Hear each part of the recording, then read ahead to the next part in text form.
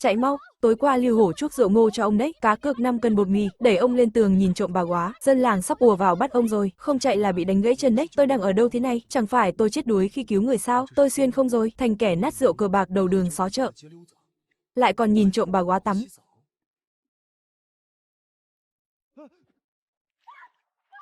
Đồ lưu manh, bắt lấy thằng lưu manh, có kẻ đột nhập nhà bà góa giở trò đồi bại. Chạy mau đi, dân làng sắp bắt được ông rồi. Gà cũng biết nói, chắc mình bị ảo giác rồi.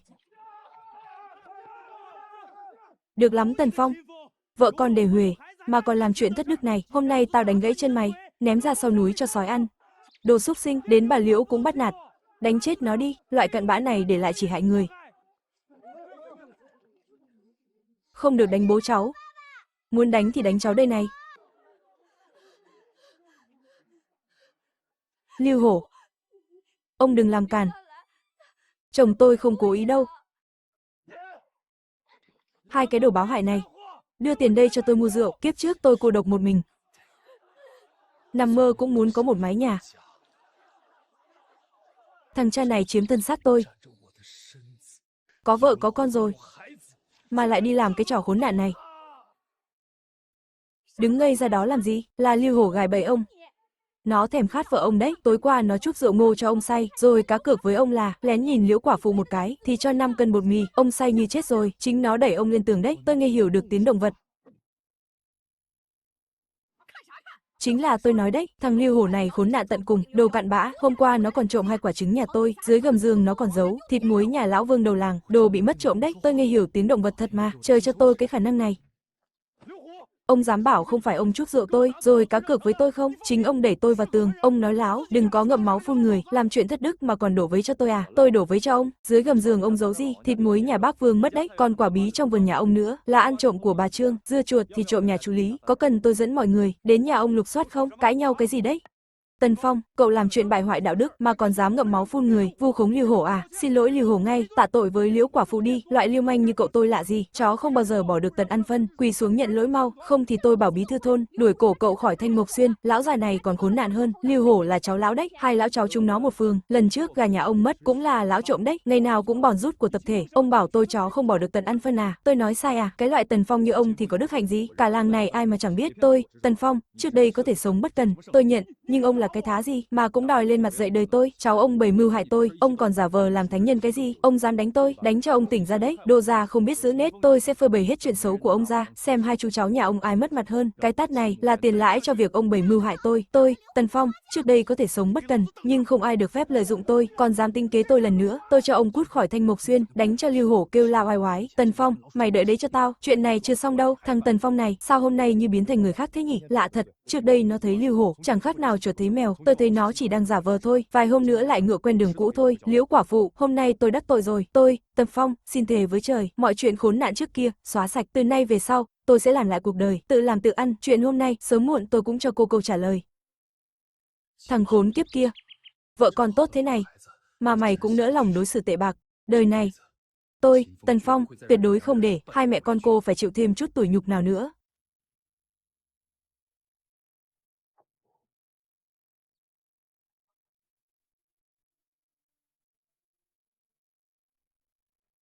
Để em đi nấu cháo rau dại cho anh. Nhà chỉ còn nắm rau dại thôi. Đây là nhà của mình sao? Vợ con mình phải sống thế này sao? Thằng khốn. Nhìn xem mày đã làm gì này.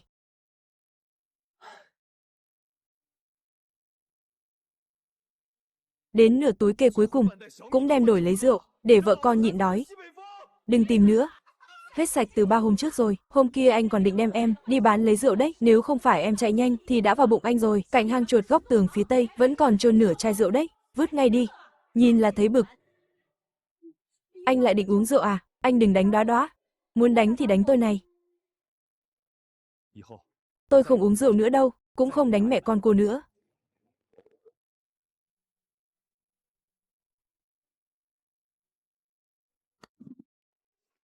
Cây hòe đầu làng, hình như tôi biết cách kiếm tiền rồi, anh đi nhanh đi. Hai mẹ con ăn tạm cái gì đi, tôi ra ngoài một lát, tối tôi mang gạo về. Mẹ ăn đi. Mẹ đói. Con bé ngoan quá. Sao mình lại nỡ đánh mắng con bé chứ? Lại ra ngoài lêu lổng rồi, tôi đã bảo mà, ngựa quen đường cũ, chắc lại đi đánh bạc rồi, khổ thân mẹ con Tú Liên, theo thằng cha này chỉ có khổ. Trong thung lũng sau núi có cây óc chó trăm năm, nhiều quả lắm.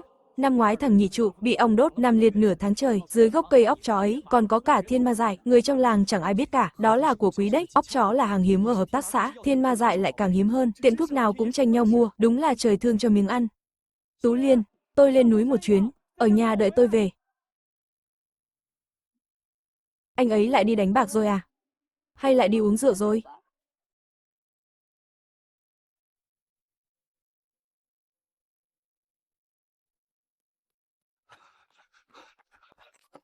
Anh Phong, anh đi đâu đấy? Tổ ong ở thung lũng sau núi không đụng vào được đâu, nó đốt chết người đấy. Năm ngoái tôi bị đốt nằm liệt nửa tháng, suýt nữa thì mất mạng. Anh muốn ăn gì à? Nhà tôi còn nửa túi khoai lang, để tôi lấy cho anh, đừng đi liều mạng nữa được không? Anh mà có mệnh hệ gì, chị dâu với Đóa Đóa biết làm sao? Không sao đâu, tôi có cách.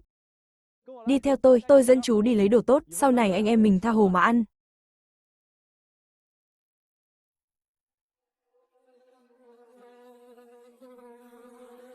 Đừng lại gần đây. Đây là mật của chúng ta, cỏ bên cạnh kia là tôi đánh dấu đấy, không được đụng vào.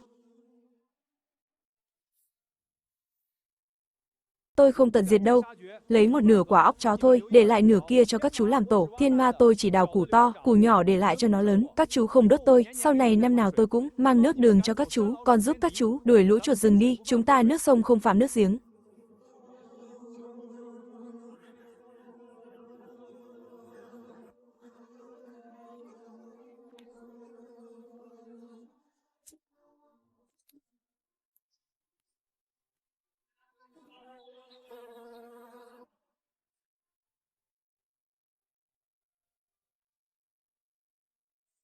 Anh biết trò này từ bao giờ thế?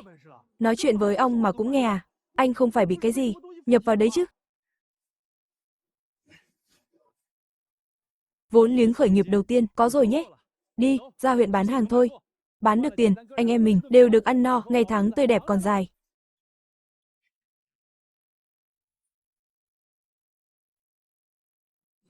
Cái gì đây? Óc chó rừng, có bán không? Thiên ma này trồng chất lượng đấy.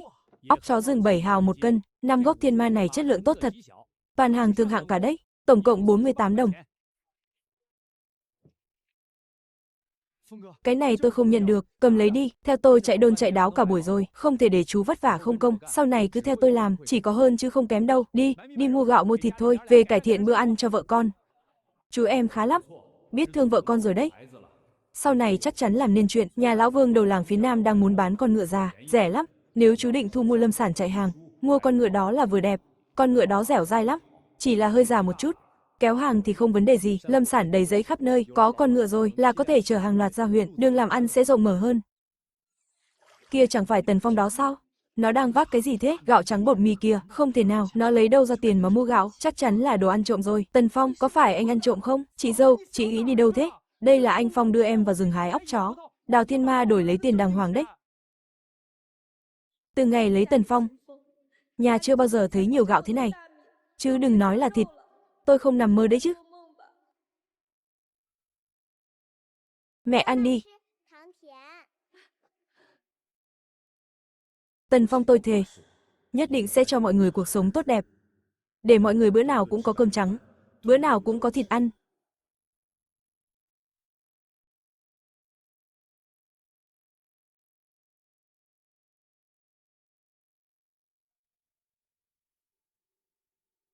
Các người tin nó làm ăn đàng hoàng à? Làm gì có chuyện đó, chắc lại trộm của nhà ai rồi. Mấy quả óc chó đó, biết đâu là trộm ở sau núi. Vài hôm nữa lại ngựa quen đường cũ thôi. Trộm cắp sớm muộn cũng bị bắt. Đến lúc đó cả vợ con nó cũng phải chịu vạ lây. Nhìn đống gạo nhà nó kìa, chắc chắn là đồ trộm được. Từ giờ chúng ta phải trông chừng đồ đạc cẩn thận, đừng để thằng trộm này lấy mất.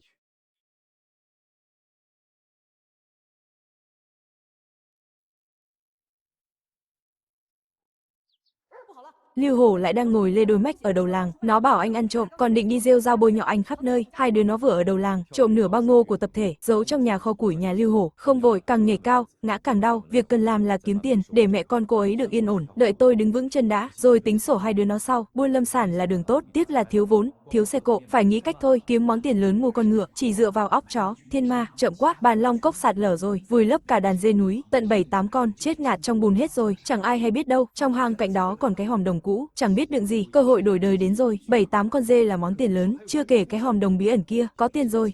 Mua ngựa, gom hàng dễ như trở bàn tay. Anh sao thế? Anh lại định đi đánh bạc đấy à? Cả đời này tôi không bao giờ đụng vào cờ bạc nữa, tôi đi kiếm tiền đây, sẽ về sớm thôi, con tin bố.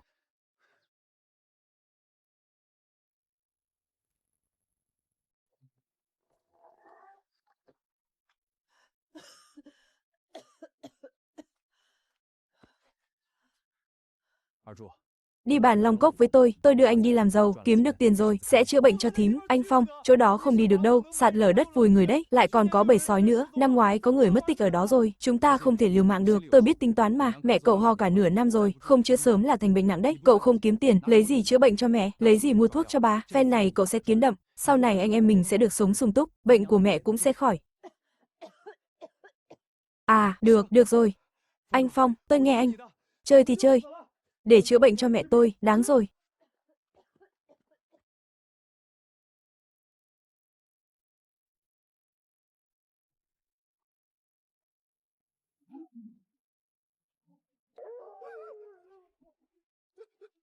Sói kìa anh Phong ơi. Xong đời rồi, xong rồi, tránh đường ra, tôi không đến tranh địa bàn đâu, cũng chẳng phải đi săn. Chỉ muốn lấy mấy con cừu chết bị chôn phía trước thôi, đống cừu đó các anh ăn sao hết, để thối ra thì phí lắm, tôi lấy một ít thôi, còn lại là của các anh. Anh Phong, anh giỏi thật đấy, ngay cả sói mà cũng nghe lời anh rốt cuộc là người hay là ma vậy? Đi thôi, tranh thủ thời gian.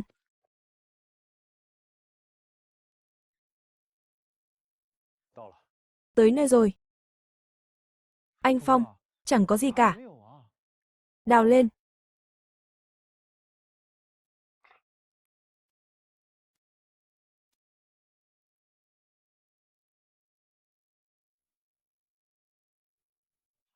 Cừu núi, là cừu núi thật này.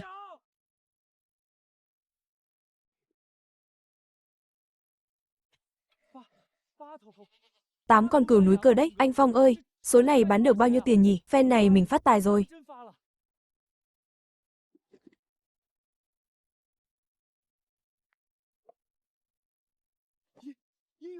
Còn có cả khế ước đất nữa. Mình giàu thật rồi. Thế này thì bán được bao nhiêu tiền nhỉ? Nói bé thôi, không biết câu, của cải không phô ra. À, trước mắt cứ chở một con về đã, số còn lại vùi kỹ, lấy cát phủ lên, trời lạnh, không hỏng được đâu, mình cứ túc tắc bán thôi, đừng để ai chú ý. Chuyện mấy đồng bạc ấy, không được nói với bất kỳ ai, phải giữ kín trong bụng, kể cả mẹ cậu cũng không được nói, để cụ đỡ phải lo lắng.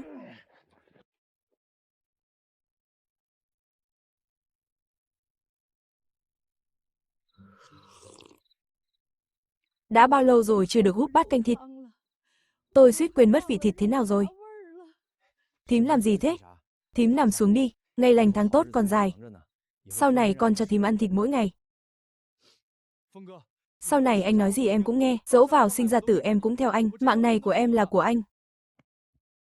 Cất kỹ số dê còn lại đi, mai trở ra huyện bán, tôi về trước đây, kẻo Tú Liên lại lo.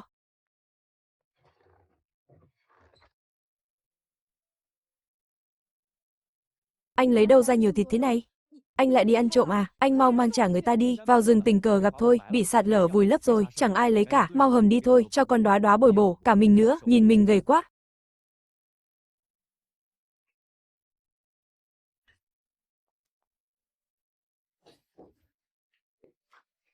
Bố tốt quá, bố là người tốt nhất trên đời. Hai mẹ con mình bao lâu rồi chưa được ăn thịt nhỉ? Chắc cũng 2 năm rồi, em chẳng nhớ nổi nữa.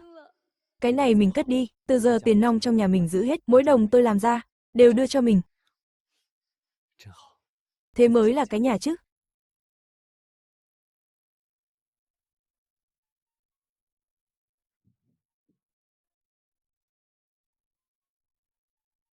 Một đồng 8 một cân, 8 con dê tính tròn, tổng cộng 1.240 đồng, cất kỹ đi.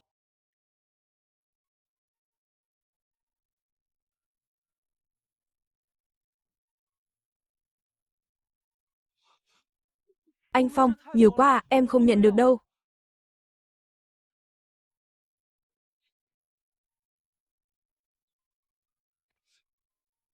Cầm lấy đi, sau này cứ theo anh.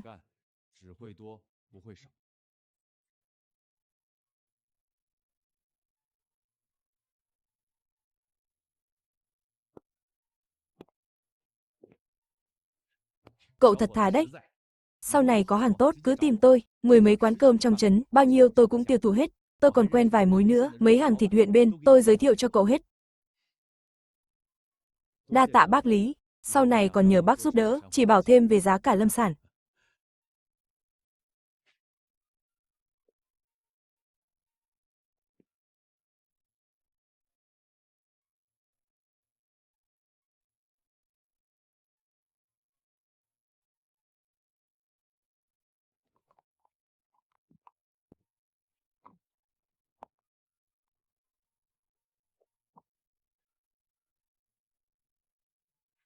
Hôm nay mình không chỉ mua vải vóc, gạo thóc mà cả nhà lão Vương, con ngựa già này cũng ngủ đứt rồi, từ bé đến giờ chưa bao giờ được nở mày nở mặt thế này.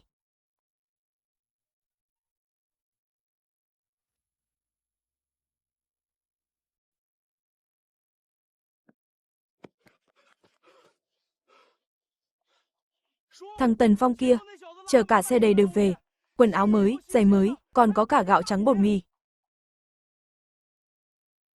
Chắc chắn là nó ăn trộm rồi, không thì lấy đâu ra lắm tiền thế. Tôi thấy nó lén lút, buôn gian bán lận, kiếm tiền bất chính. Anh em mình ra trụ sở thôn làm ầm lên, tố nó làm ăn phi pháp, bắt nó nôn hết đồ ra. Ngất rồi. Lưu Lão Căn với Lưu Hổ đang định đi tố cáo, bảo anh Tần Phong đầu cơ tích trữ, định dẫn người đến khám nhà, tôi phải đi báo tin ngay. Gay rồi. Lưu Hổ với Lưu Lão Căn đang làm loạn ở trụ sở thôn rồi, bảo của cải anh không minh bạch, sắp dẫn người đến nơi rồi, anh mau nghĩ cách đi.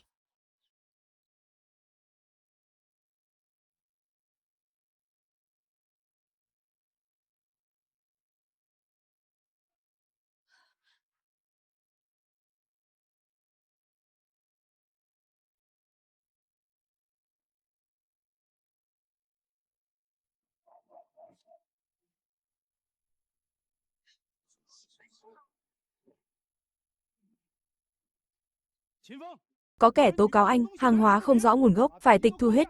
Theo chúng tôi ra trụ sở thôn một chuyến, đúng là giang sơn dễ đổi, bản tính khó rời, Tần Phong chẳng bao giờ bỏ được cái thói trộm cắp vặt.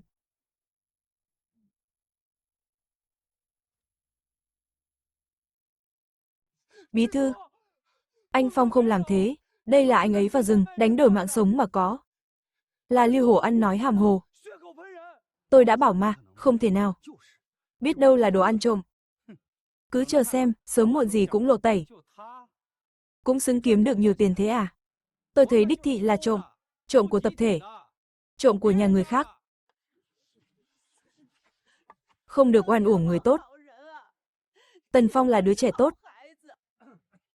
Cãi nhau cái gì đấy? Thật không ra thể thống gì cả. Tần Phong ơi là Tần Phong, cậu xem cậu kìa, làm gì không làm. Lại cứ phải làm mấy cái việc trộm cắp vặt vãnh thế này. Cậu có thấy hổ thẹn với Tú Liên và Đóa Đóa không? Nghe tôi khuyên một câu, giao hết đồ ra đây, chia cho bà con trong làng, rồi xin lỗi mọi người một tiếng. Chuyện này coi như xong. Bằng không thì cậu đừng hòng ở lại. Thanh Mộc Xuyên này nữa. Đúng đấy, chú hai nói chí phải, mau giao ra đi.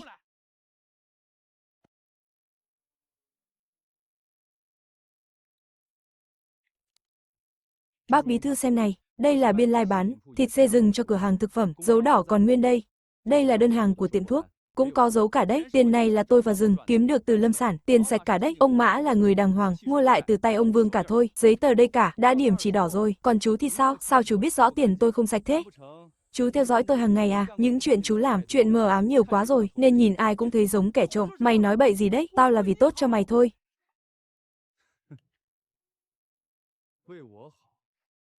Nhà bác Lý đầu làng, mất 2 con gà.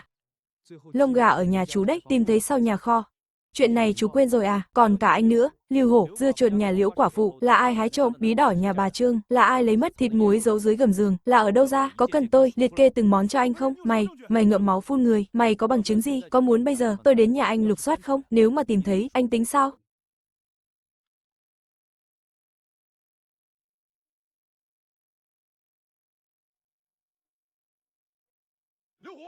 Ông chưa rõ sự tình, đã vội đi tố cáo bậy bạ, suýt nữa hại chính mình, làm hỏng nếp sống trong làng, còn ông nữa, Lưu lão căn, hùa theo làm gì thế?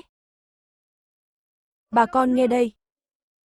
Số tiền này của Tần Phong là tiền làm ăn chân chính, nhờ vào rừng, kiếm lâm sản mà có. Đường đường chính chính. Từ nay ai còn tung tin đồn nhảm, gây rối nếp sống trong làng, sẽ đưa lên ban quản lý giáo dục. Tần Phong vậy mà, thực sự thay tính đổi nết rồi, biết tự làm ăn rồi. Trời đất ơi, mặt trời mọc đằng Tây rồi. Đứng lại. Ông hết lần này tới lần khác, đổi trắng thay đen, cố tình tố cáo sai sự thật, bôi nhọ danh dự tôi. Phải xin lỗi trước mặt mọi người, nếu không chuyện này chưa xong đâu. Phải hỏi ý tôi trước đã. Có cần tôi giúp ông, nhớ đời không? Quá quắt thật đấy. Xin lỗi công khai ngay. Đi theo tôi ra trụ sở thôn. Nói to lên, chưa ăn cơm à? Tôi xin lỗi. Tôi sai rồi.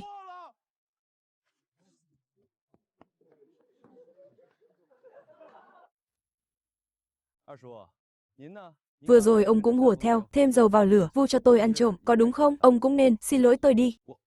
Tôi là bậc bề trên, mà phải xin lỗi cậu, ra thể thống gì nữa, bề trên thì có quyền, tùy tiện vu oan người khác à, bề trên thì có quyền, ngậm máu phun người à, cái kiểu bề trên của ông, đắt giá thật đấy. Ông sai thật rồi đấy. Xin lỗi Tần Phong đi. Tôi xin lỗi. Bố giỏi quá, bố là người hùng của con.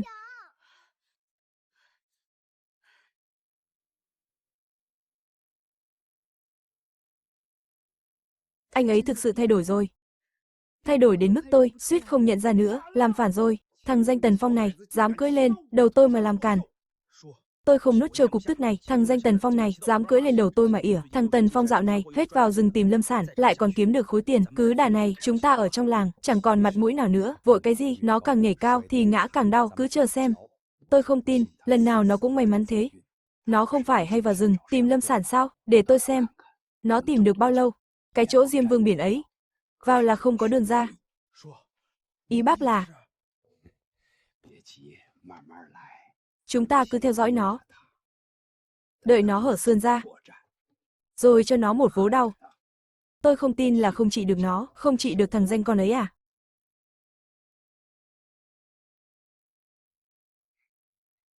Cảm ơn bố ạ.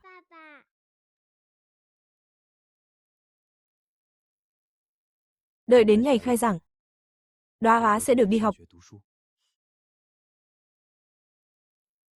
Trước đây anh ấy cứ bảo con gái học hành chẳng ích gì, kiên quyết không cho con bé đi học.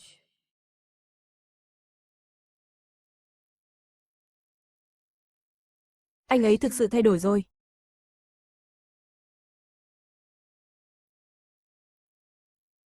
Anh mua cho em đấy, thử xem có vừa chân không. Anh mua cho em à?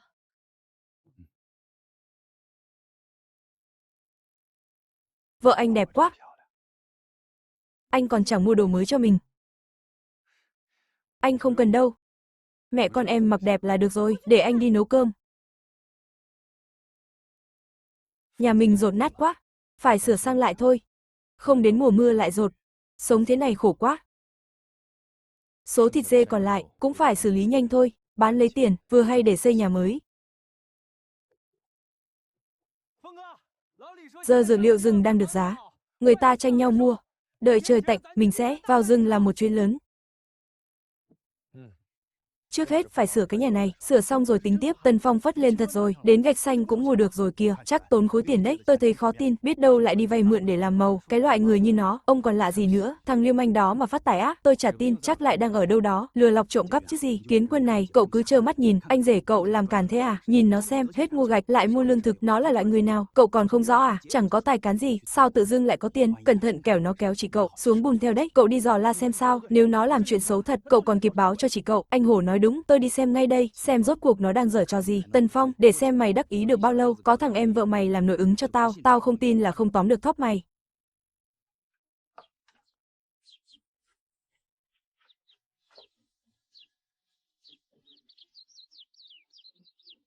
Xa nhà bị mọt rồi, móng phía nam hơi lún, tranh thủ sửa lại đi, không mưa xuống là sập đấy.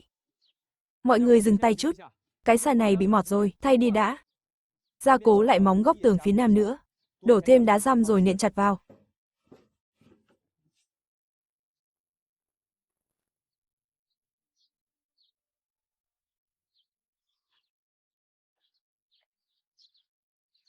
Chị, đây là nhà chị à? Thằng Tần Phong kiếm được tiền thật à? Không phải đi ăn trộm đấy chứ?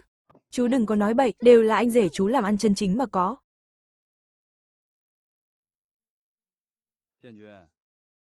Đừng có mà coi thường người khác. Anh Phong của chú giờ giỏi lắm rồi. Sau này chú ấy cứ theo mà học hỏi.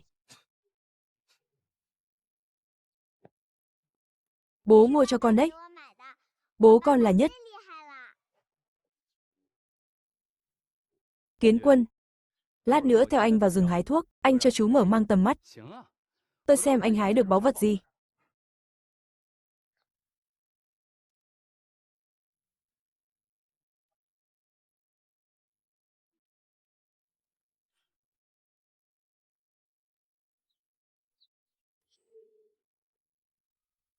Đồ lêu lổng. Đừng có lạc trong rừng đấy, cho sói ăn thịt, đến lúc đó lại khổ bà con trong làng đi cứu ông, phí công sức. Sườn núi khuất nắng này, thiên ma củ to lắm. Khu rừng phía trước, nhiều chư linh lắm. Đừng đụng vào phía đông. Dược liệu bị sâu rồi.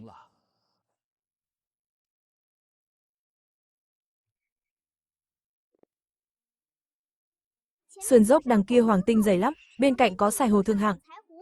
Cái đó là thuốc giả, có độc đấy, đừng đào. Trên vách đá có thạch hộc loại tốt, sau gốc long não giả có nấm hồng dại.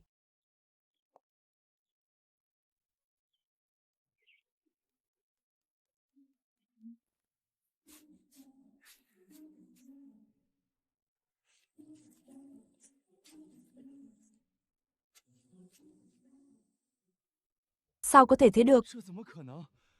Sao nó biết chỗ nào có thuốc nhỉ?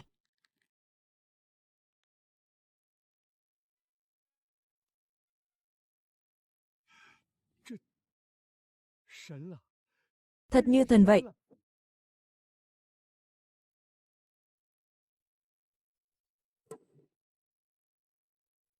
Số dược liệu này mang ra huyện, ít nhất cũng bán được tầm 1.500.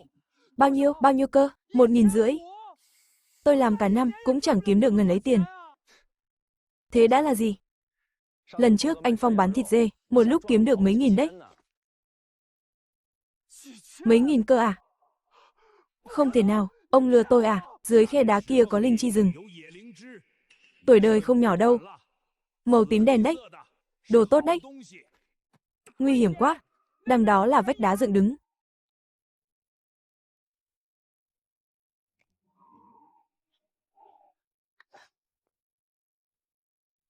Cái này ít cũng phải 50 năm tuổi. Giá trị ít nhất 2.500. Trời đất ơi, chắc chắn là đặt sẵn ở đó rồi. Các người hợp mưu diễn kịch à? Lát nữa tôi đưa chú lên huyện, cho chú mở mang tầm mắt xem có phải hàng thật không.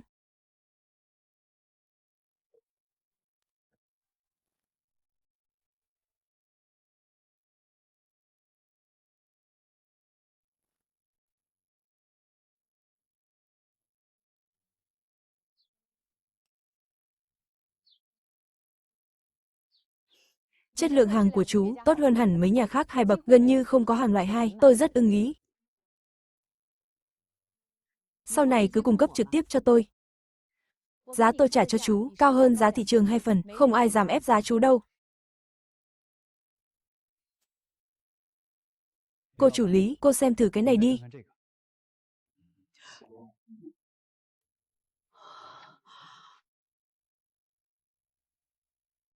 Cây linh chi tím này đủ tuổi, phẩm chất cực tốt. Tổng cộng chỗ dược liệu này, tôi trả ông 3.200 đồng.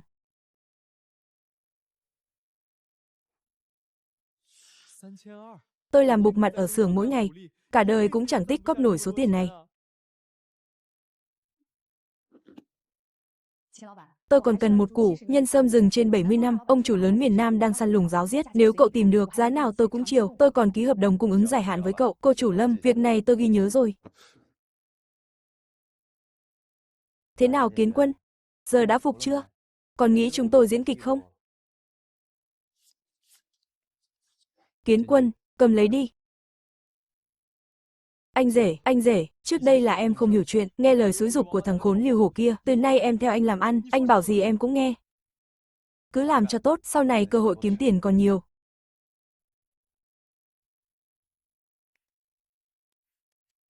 Được lắm Tần Phong, dám lén lút giao dịch với người ngoài. Cuối cùng cũng bắt được cái đuôi cáo của mày rồi.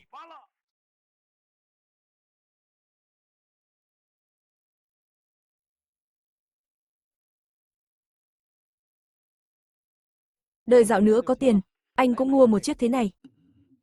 Gì cơ, anh Phong, ai đi qua cũng phải ngoái nhìn. Đắt lắm đấy. Nhờ anh rể tôi cả đấy. Áo mới này, gạo này cũng là tiền sạch mua cả. Đừng có đắc ý sớm quá. Tôi thấy ông làm giàu là giả. Sắp gặp họa thì có thật. Lưu Hổ, ông đừng có nói càn, ai gặp họa, ông bớt nói nhảm đi. Nó lén lút buôn thuốc với người ngoài. Không phải tiền bẩn thì là gì? Chờ mà bị cả làng phỉ nhổ đi. Ông muốn ăn tát nữa à?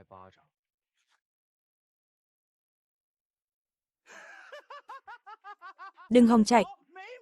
Mọi người xem này. Nó chột dạ rồi. Có chuyện gì thế? Xảy ra chuyện gì vậy? Chồng cô kiếm tiền bẩn đấy. Tiền không sạch sẽ gì đâu. Chờ mà đi tù đi. Tôi đánh chết cái loại đồ chuyên đi đặt điều. Nói chúng tim đen nên định đánh người à? Các người là đồng bọn cả. Cả lũ sẽ bị cả làng chửi cho nhục mặt. Định chạy đi đâu?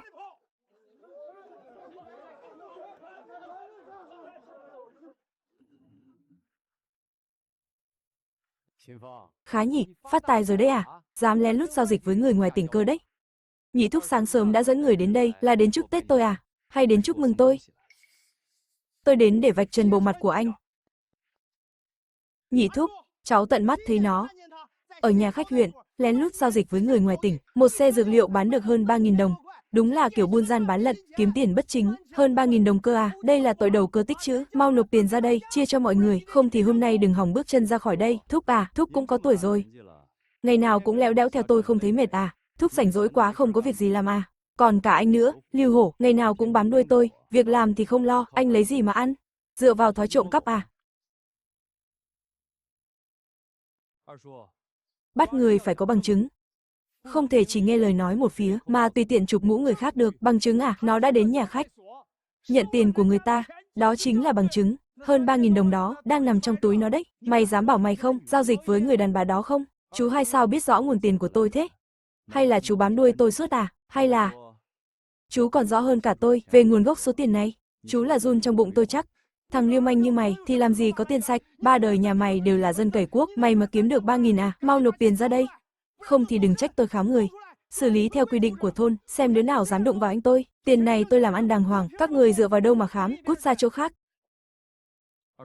Nếu ông khám người tôi, mà tìm thấy hợp đồng hợp pháp, thì ông tính sao? Hợp đồng gì? Tôi và cô chủ Lâm là nhà cung cấp dược liệu được thuê riêng, thu mua dược liệu để cung ứng cho thị trường miền Nam. Đây là hợp tác chính quy. Ông làm loạn thế này là đang phá hoại công việc làm ăn đàng hoàng, làm lỡ đơn hàng lớn của người ta. Ông có gánh nổi trách nhiệm không?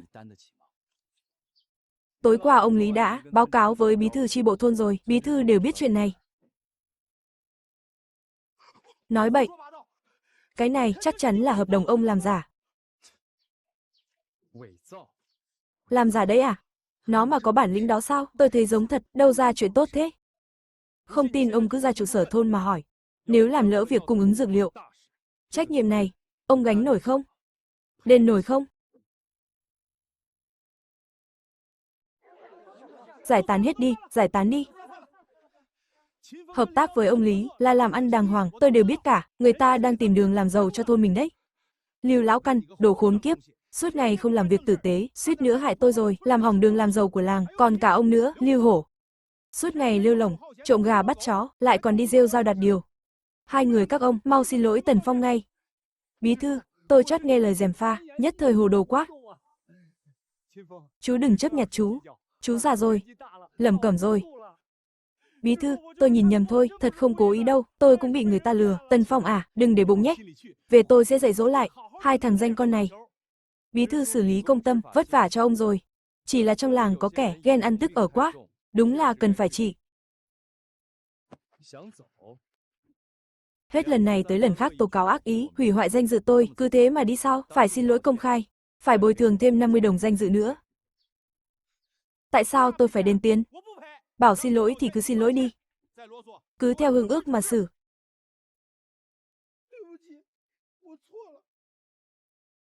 Nói to lên, chưa ăn cơm à? Tôi không nên đặt điều nói xấu.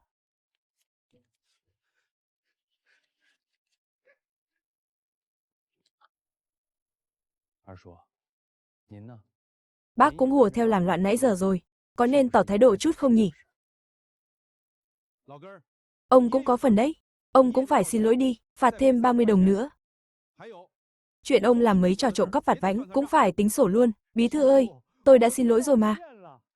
Xin lỗi là xong à? Ông cầm đầu gây rối, giúp làm hỏng việc làm ăn lớn của làng, phải phạt ông 30 đồng, giam giữ 3 ngày để mà tự kiểm điểm lại mình. Bí thư ơi, tôi cũng già cả rồi, giam giữ thế này tôi chịu sao nổi. Già rồi là muốn làm gì thì làm à? Già rồi là có quyền cầm đầu gây rối à? Phải phạt, không thì sau này ai cũng làm càn mất.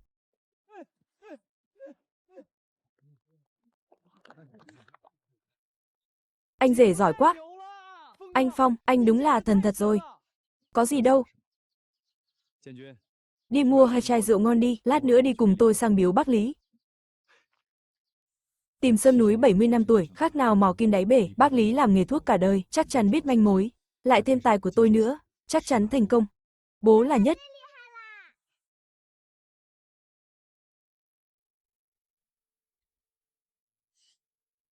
Anh rể, tay nghề anh đỉnh thật, đầu bếp trong xưởng cũng chẳng ngon bằng anh. Anh rể, thế em về nhà mẹ đây.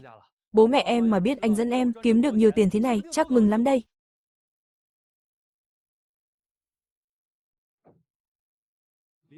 Cháu sang thăm bác đây. Thằng này sang có việc gì? Không có việc chẳng bao giờ tới, chắc chẳng có gì hay ho rồi. Cháu sang mời bác chén rượu, tiện thể hỏi bác chút việc. Không có việc chẳng bao giờ tới. Cái tầm của cậu, tìm tôi có việc gì, có chuyện gì nào? Cứ nói thẳng đi, đừng vòng vo nữa. Cháu muốn hỏi bác, sâm núi 70 năm thì tìm ở đâu à? Có người trả giá cao lắm, cậu điên rồi à? Thứ đó không đụng vào được đâu, cậu không cần mạng nữa à? Ông chủ miền Nam đang cần gấp, họ trả giá rất hời, đủ cho cả làng mình sống dư dả mấy năm đấy bác. Thanh niên chỉ biết đến tiền, đâu phải chuyện tiền nong. Đó là linh vật của núi rừng. Có mạng kiếm mà không có mạng tiêu đâu. Sâm 70 năm, đã có linh tính rồi. Có người từng vào rừng tìm sâm. 3 ngày sau, thấy xác nằm dưới chân vách đá. Toàn thân đầy vết thương, chẳng còn ra hình người nữa. Cháu không tin chuyện ma quỷ, bác cứ chỉ cho cháu ngọn núi nào gần đây thôi, chỗ nào dễ có nhất, tôi tự biết chừng mực. Qua bản Long Cốc, đi về phía bắc. Leo qua 2 ngọn núi, có chỗ gọi là Diêm Vương Biển. Chỗ đó địa thế hiểm trở, gió lớn. Quanh năm mây mù bao phủ. Hồi tôi còn trẻ, từng thấy mầm sâm ở đó một lần. Chỉ một lần thôi. Bên cạnh còn có hang báo. Nơi đó không chỉ có sâm rừng, mà còn có cả đàn báo hoa mai, đông lắm. Mùa hè mùa thu, báo bảo vệ thức ăn, thế gì cũng tấn công. Cháu định đi thật à, thế thì mài dao cho sắc vào, chuyến này lành ít dữ nhiều đấy. Bác khuyên cháu đừng đi. Cháu cảm ơn bác. Tìm được sâm, cháu về mời bác uống rượu ngon nhất, bác yên tâm, cháu mạng lớn lắm. Thời buổi này vì tiền, người ta chẳng mang tính mạng. Nhưng ánh mắt thằng bé này, trông hệt tôi thời trẻ. Biết đâu nó làm được thật. Chỗ đó có báo đấy. Còn có cả gấu đen, mình đừng đi nữa, nguy hiểm lắm, tiền thì mình kiếm dần. Mất mạng rồi thì còn gì nữa đâu. Có anh đây. Báo thấy anh, cũng phải tránh xa.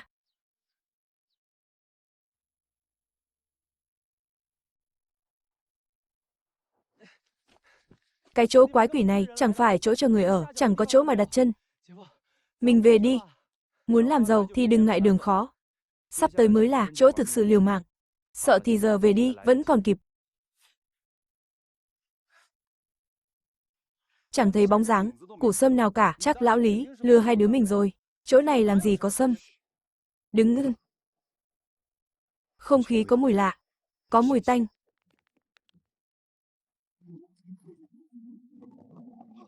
Báo, con báo, Phong, anh Phong, giờ làm sao đây? Thế này thì nát xác mất, tôi không muốn chết đâu. Đứng quay lưng vào nhau, đừng để lộ lưng cho lũ báo, nhìn chằm chằm con đầu đàn, đừng cử động, nghe tôi chỉ huy.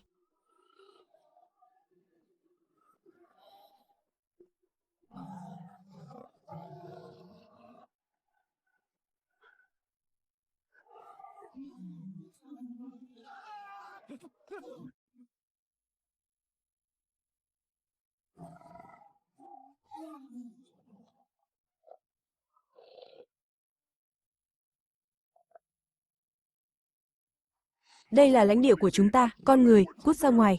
Không thì cắn chết các người, ăn thịt các người. Chúng tôi chỉ đến tìm nhân sâm, không cướp thức ăn của các người, cũng không hại con non của các người, tìm thấy là đi ngay, tuyệt đối không nán lại. Chúng tôi còn có thể mang thức ăn cho các người, mang thịt đến, sau này chúng tôi vào núi, nước sông không phạm nước giếng.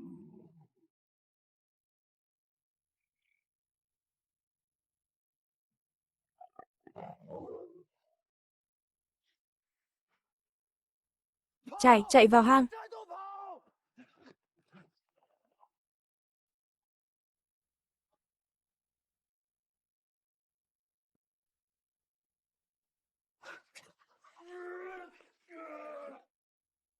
Sợ chết khiếp. Suýt nữa thì mất mạng. Anh rể, chúng ta giờ còn tìm sâm nữa không anh? Cái hang này hình như không đơn giản đâu.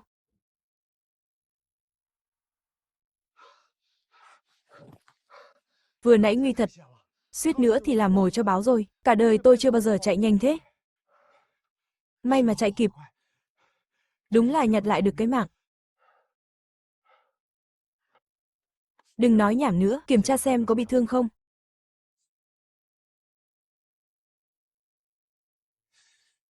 Chỗ này lạ lắm. Có mùi thuốc của nhân sâm. Anh Phong, anh nhìn kìa, có lá nhân sâm ở đây này, anh xem nhanh đi. Lá này. Nhìn không phải sâm thường đâu. Bác Lý không lừa mình thật. Lá rụng ở đây. Chắc chắn sâm ở gần đây thôi. Thật ác. Thế còn chờ gì nữa, tìm nhanh đi thôi. Sâm này bán được khối tiền đấy, để tôi vào trong xem trước. Vội gì chứ, xem xét tình hình đã.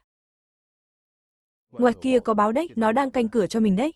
Cứ thong thả mà xem. Chưa có lệnh tôi, không được đụng vào.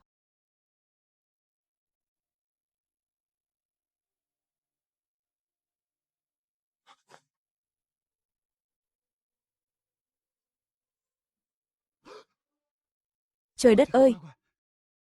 Chắc phải mấy trăm năm rồi. Lá đỏ hết cả rồi. Thế này chắc thành tinh rồi.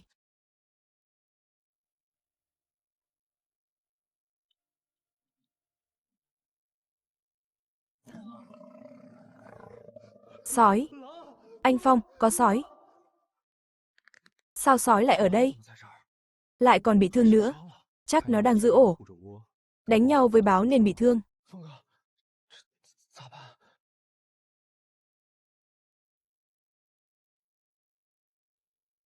Chúng tôi không hại mày đâu, cũng không cướp ổ của mày.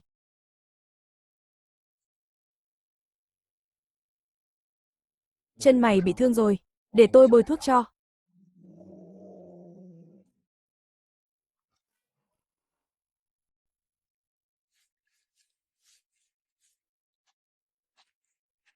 Ông thật sự muốn giúp tôi sao? Loài người chẳng phải đều xấu xa sao? Còn tôi sắp chào đời rồi. Nếu tôi chết đi, chúng cũng không sống nổi. Đau quá, nhưng mà ấm áp quá. Ăn chút cho lại sức. Ăn chút gì đi. Tại sao ông lại giúp tôi? Anh rể, củ sâm đó đáng giá lắm đấy. Cả bộ da hắn này cũng bán được cả 1000 đồng. Chúng ta cứ để thế này sao? Tiếc thật đấy. Làm người không được tuyệt đường sống của nó. Da lông tuy quý thật, nhưng giết nó đi, đàn con trong bụng nó sao sống nổi. mất cả mấy mạng đấy. Việc này mình không làm được, nhưng đó là tiền cả đấy anh. Nhiều tiền thế này, đời mình làm gì ra được, mình chỉ lấy nhân sâm thôi, chuyện con sói không được đụng vào. Cái này cho anh. Cảm ơn anh đã cứu tôi. Nó đang cảm ơn tôi đã cứu mạng đấy. Nó muốn tặng cái hòm này cho tôi. Anh Phong, hòm này toàn bạc trắng thôi. Phải đến mấy trăm đồng. Ít cũng đáng cả vạn đồng. Còn giá trị hơn cả nhân sâm. Mình phát tài rồi. Có số bạc này, mình thành người giàu nhất làng rồi. Cất đi, đừng để ai biết. Của này nóng tay lắm, về rồi tính tiếp.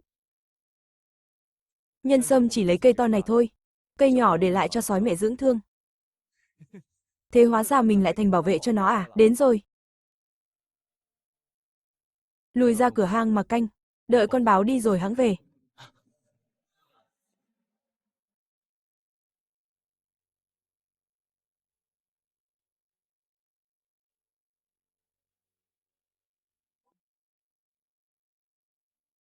Cảm ơn con người. Sau này sản vật vùng này là của anh.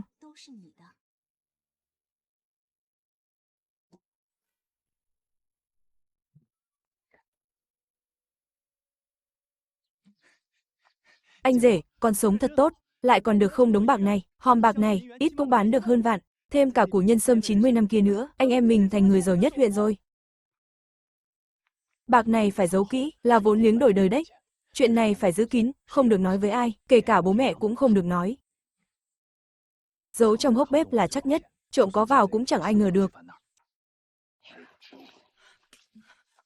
Hai người đi đâu về đấy, có phải gặp thú dữ không? Sao máu chảy nhiều thế này? Không sao đâu, chỉ là vết thương ngoài da thôi, thế mà còn bảo ngoài da, anh không cần mạng nữa à? Vì mấy đồng bạc mà, đến mạng cũng đem ra đánh cược. Mau ra trạm xá xã tiêm đi, không là nguy hiểm lắm đấy. Tốn tiền làm gì cho phí. Tôi ở nhà nghỉ 2 hôm là khỏi. Anh xem tiền hay mạng quan trọng hơn? Tiền nong tôi sẽ lo. Anh tranh thủ lúc trời tối đi trạm xá đi.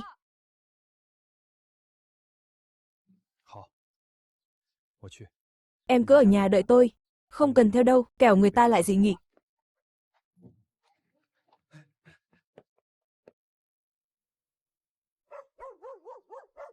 Lưu Hổ đang ngồi uống rượu với đám lưu manh. Bảo Mai dẫn người đến đánh gãy chân anh. Thằng đó gọi là Đao Sẹo Năm.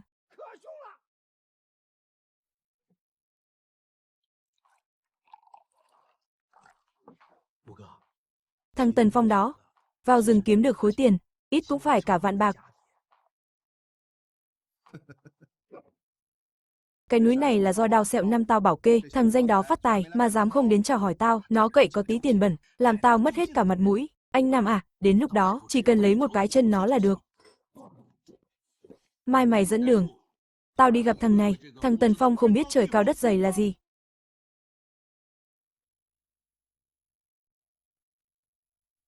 Đồ rừng ở khu này, đứa nào cũng phải nộp tô cho tao. Tần Phong mà dám phá luật, tao cho nó biết tay. Lần này có anh Nam ra tay, tao xem mày thoát kiểu gì.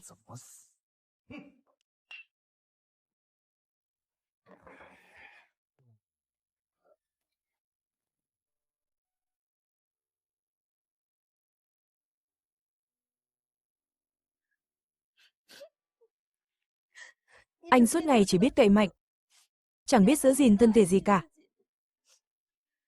Vợ khóc thế này, người tôi hết đau hẳn rồi. Còn hiệu nghiệm hơn cả thuốc. Nhị trụ vẫn đang ngồi kia kìa, đừng có suốt ngày động tay động chân, chẳng đứng đắn gì cả. Thầy thuốc bảo rồi, vết thương sâu quá. Những ngày tới, anh phải nằm nghỉ cho tử tế. Vợ tôi ngày thường vốn nhát gan, sợ nhất là bị người ta dị nghị. Nhưng khi có chuyện xảy ra, cô ấy lại một lòng một dạ vì tôi.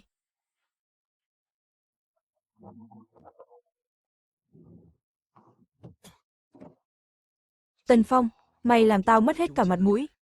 Mối thù này mà tao không trả, thề không làm người. Hồi chưa lấy chồng, tao ngày nào cũng theo đuổi mày. Mày còn chẳng thèm liếc lấy một cái. Kết quả là, lại đi lấy cái thằng Tần Phong vô dụng kia.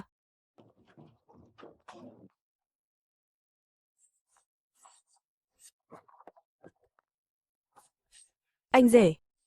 Không xong rồi. Con trai lão Lưu lão Căn, chạy xe vận tải đã về rồi, thằng đó, ở ngoài quen biết khối kẻ giang hồ, lần này nó về, là để chuyên tâm xử lý anh đấy, anh phải cẩn thận đấy. Binh tới tướng chặn, nước tới đất ngăn. Nó đã dám về. Tôi sẽ tính sổ cả cũ lẫn mới với nó. Chúng đang bàn kế bắt cóc chị dâu, để dụ anh ra mặt đấy.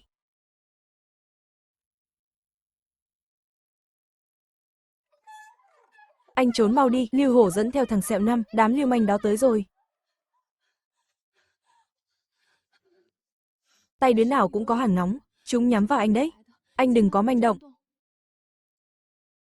Người đàn bà này ngày thường nhát như thỏ đế. Vậy mà lúc nguy cấp lại liều mình, chạy tới báo tin cho tôi. Trốn đi đâu được, đây là nhà tôi. Hôm nay mà bị dọa chạy mất, sau này khắp 10 dặm 8 xã, tôi còn mặt mũi nào mà nhìn ai. Chúng đông người lắm, sẽ chết người đấy. Đứa nào dám đụng vào anh Phong, hôm nay tôi liều mạng với nó. Đúng đấy. Chúng tôi cùng anh chiến đấu, ai sợ ai nào, cùng lắm là mất mạng. Anh em tốt, lát nữa nghe tôi chỉ huy.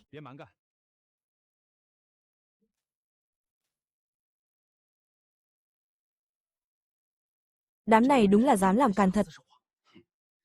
Tần Phong ngông cuồng quá rồi, đáng đời bị quả báo. Mau cút ra đây cho tao. Nôn ra 3.000 đồng đây, để anh em uống nước. Chuyện này coi như xong. Không thì hôm nay tao bẻ gãy chân mày, đập nát nhà mày ra. Chúng định phá cửa trước, rồi bắt chị dâu, đừng để chúng lại gần cổng.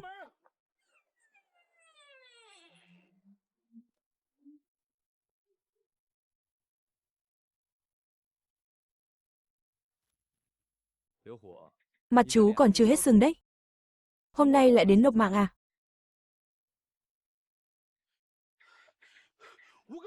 Đừng nói nhảm với nó nữa. Mau ra tay đi. Tất cả xông lên cho tao. Bẻ gãy chân nó. Kiến Quân, bảo vệ chị dâu, đừng để chúng xông vào. Anh yên tâm, anh Phong, có em ở đây. Đúng thế, đứa nào cũng đừng hòng đụng vào chị tôi.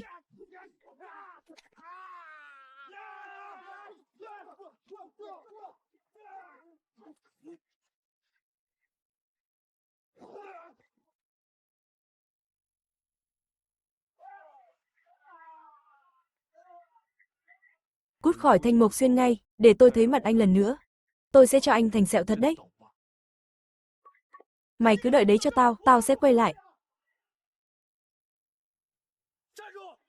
Tao đã cho chúng mày đi chưa? Anh Phong tha mạng, anh Phong, em sai rồi, em bị thằng Đao 3 năm lừa đến đây, thật sự em không muốn đến. Lần trước anh tố cáo em đầu cơ tích trữ, cũng là do bị người ta lừa thôi, lần trước nữa anh gài bẫy hại em, cũng là bị người ta lừa cả, em sai rồi, anh Phong ơi, em không dám nữa đâu, thật sự không dám nữa rồi, anh cứ coi như em là cái dám thôi, tha cho em đi. Tôi đã cho cậu cơ hội rồi, là cậu không biết trân trọng. Anh định làm gì, đừng mà. Chân tôi gãy rồi. Đó là cái giá cậu phải trả. Nhớ lấy bài học này, vứt nó ra đầu làng, cho cả làng xem. Kết cục của kẻ đối đầu với tôi. Rõ, anh Phong, xem sau này nó còn dám hống hách không. Tần Phong giờ thực sự có uy rồi, từ nay Thanh Mộc Xuyên chắc giờ nó là nhất rồi. Ai mà ngờ được cái thằng trộm gà bắt chó năm nào, giờ lại vững chãi như núi thế kia. Ngẩn ngơ gì đấy?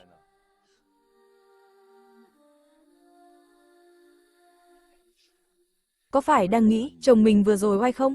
Đừng nói linh tinh, nhị trụ với Kiến Quân còn ở đó đấy. Anh Phong giỏi quá, một mình chấp 4 con bẻ gãy chân thằng Lưu Hổ, quá huy phong. Anh rể tôi đúng là đỉnh, sau này tôi cứ theo anh rể thôi, kiểu gì cũng làm nên chuyện, mai tôi phải lên huyện, gặp cô chủ Lâm. Nước cờ cuối này, tôi phải đi cho bằng được. Đi gặp ông chủ lớn à? Anh có chắc không? Có xảy ra chuyện gì không? Yên tâm, tôi biết chừng mực.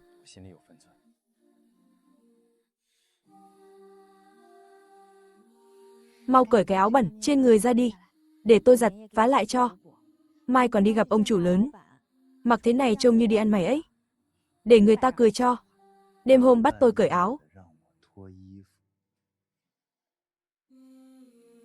Mình làm gì đấy?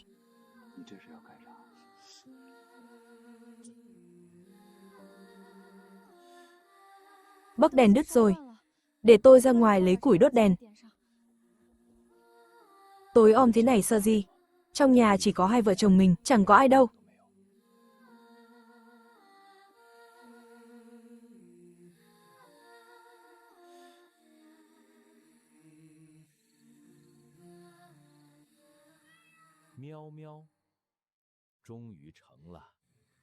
Từ nay không ai có thể bắt nạt hai mẹ con mình nữa. Thứ tôi cần đâu? Đừng bảo là không kiếm được đấy. Tôi cần sơn núi 70 năm. Cầm cái nấm mục này làm gì? Định hầm gà à? Sâm này, để biếu ông chủ phương Nam, mừng thọ đấy. Anh đang phá việc làm ăn của tôi. Mở mắt ra mà nhìn cho kỹ. Đây không phải nấm mục thường. Đây là sâm núi 90 năm. Người ta gọi là hoàn dương sâm, sâm 70 năm dù tốt cũng chỉ là đồ bổ lấy lệ, sao so được với thứ cứu mạng này, không thể so sánh được. Ông chủ đã lớn tuổi, tim mạch yếu, củ sâm này còn hơn 10 củ sâm 70 năm ấy chứ. Là tôi nhìn nhầm rồi. Đây là quà cảm ơn thêm. Cô chủ lý, cô giúp tôi việc này được không? Kiếm cho tôi một chiếc xe máy, phải có giấy tờ đầy đủ đấy. Tần Phong, tham vọng của cậu lộ hết ra mặt rồi. Hai việc này với tôi chỉ là chuyện nhỏ. Sâm này tôi trả cậu 8.000, xe máy hôm nay lấy được luôn.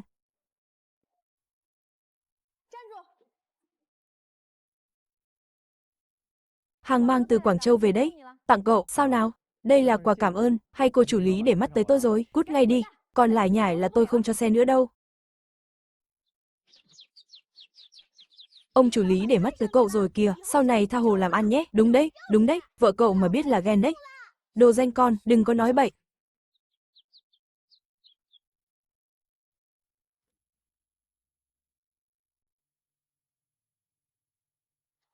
Xe sắt nhà ai mà oai thế, trông oai thật đấy, chẳng phải Tần Phong đó sao, sao nó lại đi xe máy rồi, ối giời đất ơi, của mình thật đấy à. Đúng là đồ nhà giàu, mới đi được thứ này. Tú Liên à, sau này nhà mình còn nhiều ngày tốt lành lắm. Thế này đã là gì? Sau này anh còn mua cả ô tô, xây nhà cao tầng nữa. Mấy tháng trước còn là thằng bần cùng, giờ đã cưỡi cả xe máy rồi. Đúng là không có thiên lý mà. Anh Cường, Tần Phong giờ nổi quá. Ngoài mặt không đụng vào nó được. Đao Sẹo Năm đang ở trên huyện, tập hợp người rồi. Đợi ít hôm nữa, cho nó một vố lớn. Không cần liều mạng với nó. Nó quý con Tú Liên lắm. Chỉ cần tìm cách bắt con Tú Liên đi, nó cuống lên là mất khôn ngay. Đó là lúc Đao Sẹo Năm ra tay. Anh Cường cao tay thật, chiêu này tuyệt thật, sao tôi không nghĩ ra nhỉ? Lưu Cường định bắt cóc chị dâu, ngày kia đợi lúc anh lên huyện sẽ ra tay, chúng nó định phục kích giữa đường. Lưu Cường, được, tốt lắm, đã muốn chết thì đừng trách, tôi sẽ tiễn các người một đoạn.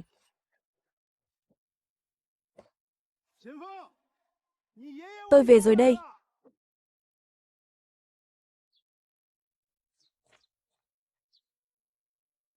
Bố, cái xe máy mới tinh này là bố mua à? Ừ, bố mới lấy từ huyện về. Đợi chiều mát, bố đèo con với mẹ. Mình đi dạo một vòng quanh làng. Anh Phong, anh cho em đi cùng với. Từ bé đến giờ, em chưa được ngồi xe máy bao giờ, sau này em cũng muốn được thơm lây, trời đất ơi. Tần Phong mua xe máy thật kìa, thứ này phải mất mấy nghìn bạc đấy. Trước đây nghèo đến mức không có cơm ăn, mà mới đó đã đổi đời rồi, thật không thể tin nổi. Mọi người thấy chưa? Anh rể tôi mua đấy. Anh rể tôi giờ giỏi lắm. Thứ gì hiếm lạ anh ấy cũng mua được. Tú Liên, cô cuối cùng cũng được nở mày nở mặt rồi. Trước đây tôi cứ lo cô phải chịu khổ cùng anh ấy. Tần Phong giờ đúng là làm nên chuyện rồi. Dưới vách đá sau núi ấy, có con hươu rừng trưởng thành. Đêm qua nó xuống núi đâm vào đá chết rồi. Da lông còn nguyên vẹn, thịt ngon tuyệt hảo. Mang ra hàng thịt trên huyện, ít nhất cũng bán được 1.000 bạc. Đang lo gom tiền xây nhà, Lục Trời lại tự tìm đến tận cửa. Tôi ra sau núi một chuyến, về ngay thôi. Lần này lại mang về cho nhà mình thêm một khoản thu nhập. Đường núi dốc lắm, anh phải cẩn thận đấy. Về sớm nhé.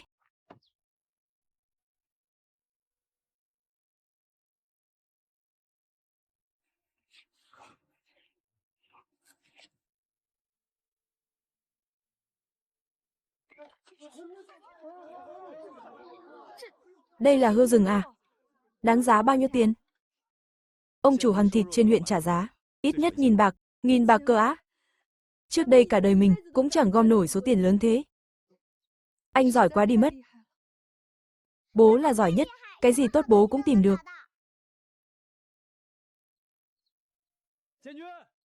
Về đây một lát. Cắt nửa con hươu, mang sang biếu bố mẹ, để bố mẹ cải thiện bữa ăn. Nhớ nói khéo với bố mẹ, bảo là đồ xịn tôi vào rừng săn được.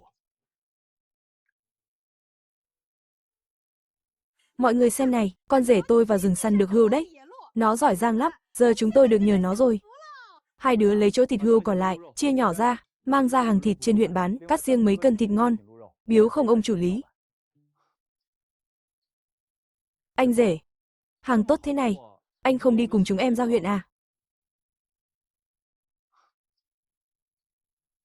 Anh rể, hàng tốt thế này, anh không đi cùng chúng em ra huyện à? Con đại hoàng vừa báo tin, đám lưu manh Đao Sẹo Năm đang âm mưu xấu, lát nữa chúng sẽ đến gây chuyện, hai đứa bán thịt xong, tiện đường ghé đội liên phòng báo cáo, việc thằng Đao Sẹo cấu kết với Lưu Cường, Lưu Hổ, định bắt cóc chị cậu giữa đường, khai báo rõ ràng, để lại bằng chứng trước, đám đó ra tay tàn độc lắm, anh ở nhà một mình nguy hiểm lắm, hay để một người ở lại với anh, tôi tự biết tính toán, các chú cứ yên tâm đi làm việc đi sớm về sớm. Tần Phong, hay là tôi đưa Đóa Đóa sang nhà hàng xóm lánh tạm, để anh đỡ vướng bận.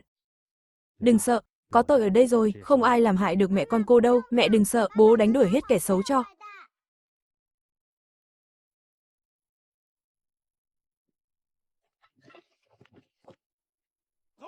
Tần Phong không có nhà, bắt vợ nó đi. Rồi tính sổ với nó sau. Khóa chặt cửa chính vào.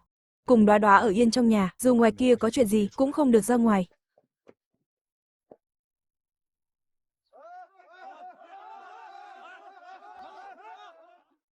Lần trước chưa à?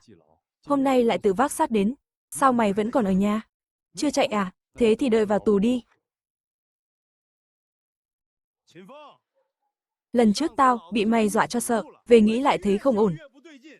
Hôm nay, tao dẫn hơn 20 anh em đến đây, chặn hết đầu làng lại, hôm nay tao phải phế mày. Mặt mũi thằng Đao Sẹo này, không phải để mày bôi cho chát chấu đâu, điều tra kỹ đấy. Tiếc là mày đến nhầm chỗ rồi. Cũng chọn nhầm đối thủ rồi. Đánh gãy chân nó cho tao. Rồi lôi con đàn bà trong nhà ra đây, đứa nào ra tay trước, đứa đó lập công đầu.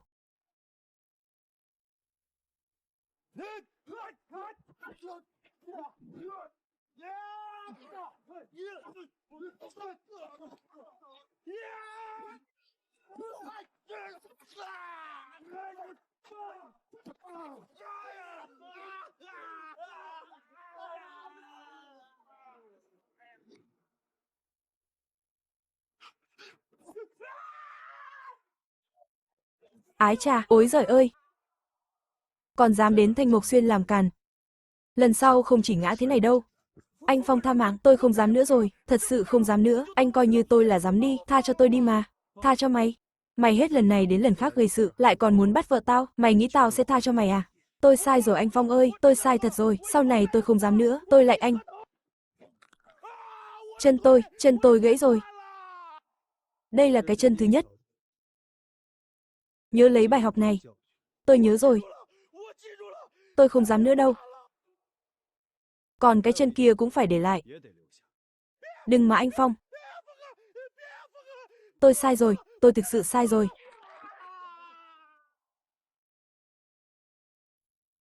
Ối giời ơi, ác quá, chạy mau. Đúng là lũ vô dụng. Mày cứ đợi đấy. Để xem rồi biết. Anh rể, đám thằng Sẹo Năm vừa chạy khỏi làng. Đã bị đội dân phòng làng bên tóm gọn rồi. Anh bảo em đi báo tin trước. Đội dân phòng đã phục săn ở đầu làng rồi, đám lưu manh đó bị bắt quả tang luôn. Thắng rồi. Chẳng có gì đâu, chỉ là lũ hề thôi.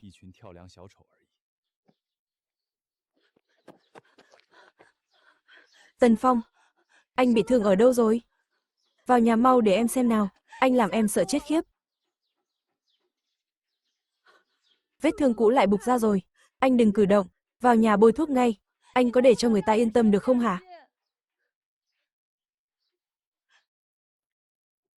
Bố giỏi quá, bố là anh hùng, bố là người giỏi nhất thế gian. Vì hai mẹ con mình, Cái mạng này, bố liều cũng đáng. Sau đừng dại dột thế nữa, lúc đó còn chạy ra làm gì, nhỡ gặp bọn lưu manh thì sao? Thấy anh bị đánh, em sợ lắm. Dù em có chết, cũng không để anh xảy ra chuyện. Anh là bầu trời của hai mẹ con em.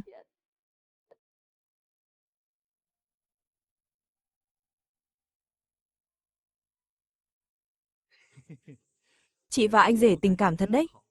Sau này em cũng phải tìm người vợ như chị.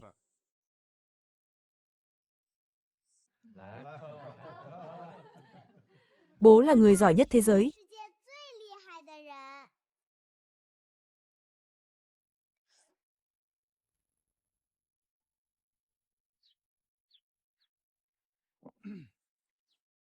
Chú Tần Phong ơi, có nhà không? Tôi là Lưu Cường đây, qua thật chú chút. Chú Tần Phong, lâu không gặp. Nghe nói dạo này chú làm ăn được lắm, tôi mừng cho chú. Chú à, hôm nay tôi đến đây là muốn nói với chú vài lời gan ruột. Chuyện thằng Nam Sẹo ấy tôi nghe cả rồi, nó đúng là loại chẳng ra gì, nhưng mà được tha thì nên tha cho người ta, đều là bà con làng xóm cả. Chú tống nó vào tù rồi, vợ con nó ở nhà biết tính sao, mẹ nó cũng hơn 70 rồi, vả lại chú trước đây thế nào cả làng này đều biết rõ. Chú vừa mới tu tâm dưỡng tính đã dồn người ta vào đường cùng, truyền ra ngoài người ta lại bảo chú trở mặt vô tình. Nghe anh khuyên một câu, tha được thì cứ tha đi, ra nói với đội liên phòng thả cho nó một con đường, cũng coi như là tích đức, sau này vẫn là hàng xóm tốt.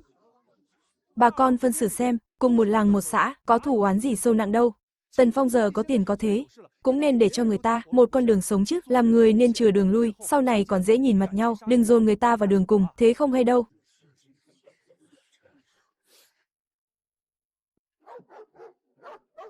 Trong túi hắn giấu vôi bột, định hất vào mắt anh đấy. Hắn là loại mặt người dạ thú.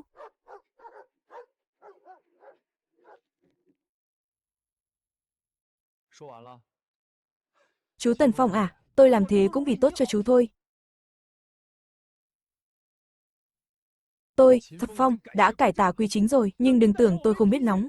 Ai dám đụng đến người nhà tôi, thì tôi đánh kẻ đó. Tần Phong đánh người rồi, bà con ơi ra xem đi. Tần Phong nó đánh người thật rồi.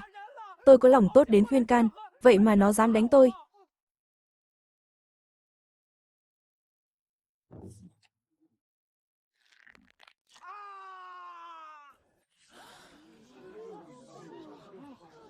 Cái tát này là thay cha mẹ dạy ông cách nói tiếng người, mang hung khí hành hung, âm mưu làm hại người. Ông còn dám tung tin đồn nhảm, vu khống người tốt thì tôi cho ông vào tù mà ở với Nam Sẹo, ngồi tù mọt gông đi. Từ nay ở Thanh Mộc Xuyên, tôi, Tần Phong, quyết định, ai không phục cứ tìm tôi, nhưng ai dám chơi trò hèn hạ, đụng đến người nhà tôi, đừng trách Tần Phong này không nể mặt.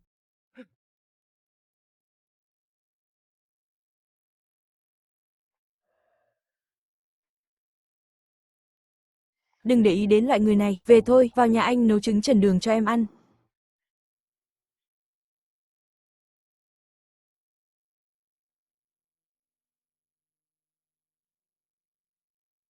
Sao lại khóc rồi? Có phải vừa rồi bị thằng Lưu Cường làm cho sợ không? Không phải tủi thân đâu. Đây là lần đầu anh bảo vệ em như thế. Trước đây, trước đây anh chưa bao giờ như vậy cả.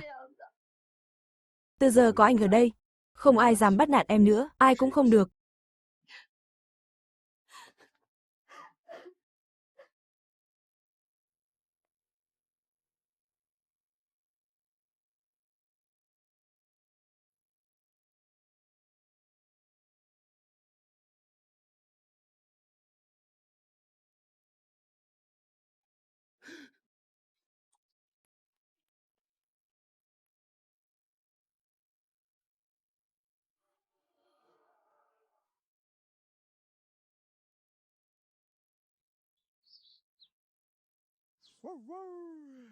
Thế là yên tĩnh rồi.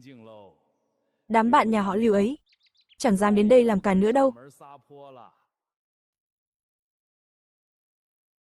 Nghe nói tối qua, Thanh Mộc Xuyên náo nhiệt phết nhỉ. Đến đội liên phòng xã bên cũng bị kinh động. Anh đúng là biết gây chuyện thật đấy, tin tức lan nhanh thật. Tôi chỉ là cáo mượn oai hùng thôi, nhờ chút oai của đội liên phòng ấy mà, chủ yếu là bọn họ quá quất quá, anh đấy nhé, bớt mồm mép đi. Nhưng mà là đồ tốt đấy, tiện mang về phương Nam cho ông chủ nếm thử. Thứ này ở phương Nam hiếm lắm. Nhị trụ, phiền cậu giúp tôi khiêng ra cốp xe với. Vâng ạ, cô chủ Lâm, cứ để tôi lo. Vào nhà ông ngồi chơi chút, tôi có chuyện muốn nói với ông, tiện thể nếm thử tay nghề cô Tú Liên. Cô nấu ăn ngon thật đấy. Chẳng kém gì đầu bếp. Dưới xuôi đâu. Ông đúng là tốt số. Lấy được người vợ đảm đang. Chị Lâm đừng khen nữa, tôi chỉ nấu nướng qua loa thôi. Không dám khoe đâu ạ. Mẹ con nấu ăn là ngon nhất. Nhất quả đất luôn. Vào việc chính đi, tôi sắp về miền Nam một chuyến, nhưng việc làm ăn ở đây không thể bỏ. Tôi đã tìm được người hợp tác tin cậy. Cô ấy tên Triệu Mai, tháo vát lắm. Sau này công việc ở đây, cô ấy sẽ làm việc trực tiếp với ông. Chị Lâm yên tâm, tôi nhớ rồi. Tôi sẽ phối hợp tốt. Trước khi đi, tôi nhắc ông một câu, Đao Sẹo Ngũ tuy đã bị bắt, nhưng đồng bọn của hắn vẫn đang lẩn trốn trong huyện. Dạo này ông cẩn thận nhé, anh đi lại nhớ cẩn thận, đừng để mắc bẫy chúng. Bọn đó toàn lũ liều mạng, binh tới tướng chặn, nước tới đất ngăn. Mấy tên lưu manh đó không làm nên trò trống gì đâu. Tôi biết phải làm sao mà chị Lâm này, tranh thủ lúc chị chưa đi, tôi có mối làm ăn lớn muốn bàn với chị, mở xưởng chế biến, đóng gói nông sản rồi bán vào miền Nam, kiếm bộn tiền đấy, lãi gấp mấy lần. Chúng ta đừng chỉ buôn bán nhỏ lẻ nữa, phải làm cú lớn thôi. Chị Lâm, tôi muốn mở xưởng chế biến dược liệu. Lấy mấy thứ nông sản rẻ tiền, sàng lọc, bào chế, đóng gói, dán nhãn hiệu của chúng ta vào. 1 cân xoài hồ giờ bán 6 hào, chế biến xong bán được 6 đồng, vào miền Nam bán được 12 đồng, vừa tạo việc làm cho dân làng, vừa quảng bá được thương hiệu. Thần thảo tần lĩnh ra ngoài, không đơn giản như anh nghĩ đâu, xây xưởng, mua máy, chạy thủ tục, thứ nào mà chẳng cần tiền, không cần quan hệ thì tôi có, nhưng còn tiền thì sao, ít nhất cần 8 vạn đồng vốn khởi điểm, anh lấy đâu ra số tiền đó?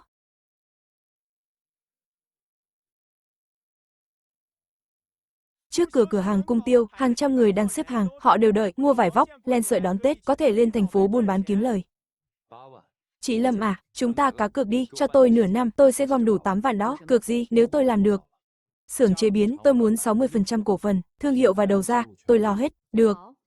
Tôi đồng ý với anh. Nếu anh thực sự làm được, đừng nói đến cổ phần. Tôi, Lâm Vi, cam tâm tình nguyện, gọi anh một tiếng anh Phong. Anh điên rồi à? 8 vạn đấy. Bán cả cái thanh mộc xuyên này đi, cũng chẳng đáng giá ngần ấy tiền. Trên đời này có hạng người, hoặc là ngã tan xương nát thịt, hoặc là một bước lên mây, tôi cực anh ta là hạng thứ hai. Ông say rồi à? 8 vạn đấy, tôi còn chẳng dám nghĩ tới. Nhị trụ, mình lên tỉnh đi. Lên tỉnh làm gì? Trên đó nhặt được tiền à?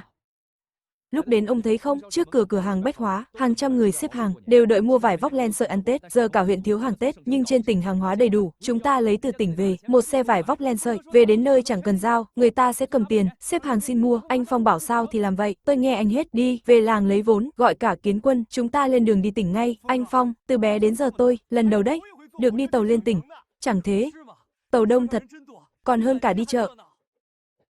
Lần này lên tỉnh, là đi giành miếng ăn đấy. Đến nơi rồi, phải nghe tôi. Dù tôi bảo nhảy xuống hồ băng, cũng không được chần chừ. Anh Phong yên tâm, anh bảo sao tôi nghe vậy, chúng tôi chỉ có sức trâu, nghe anh rể hết.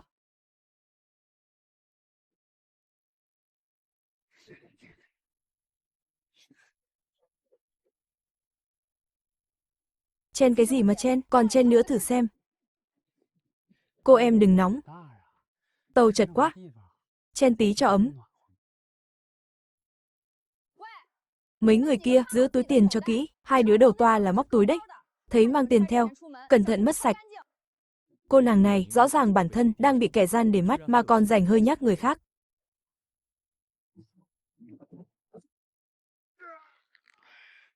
Tay chân nhanh nhảu thật. Không sợ bị chặt tay à, bớt lo chuyện bao đồng đi. Muốn chết à? Chúng còn đồng bọn đấy, đang nấp ở cuối toa, tổng cộng 5 tên, đứa nào cũng có hàng nóng.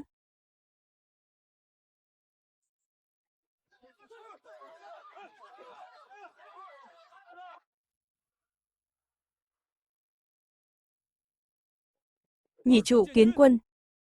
Dậy làm việc thôi.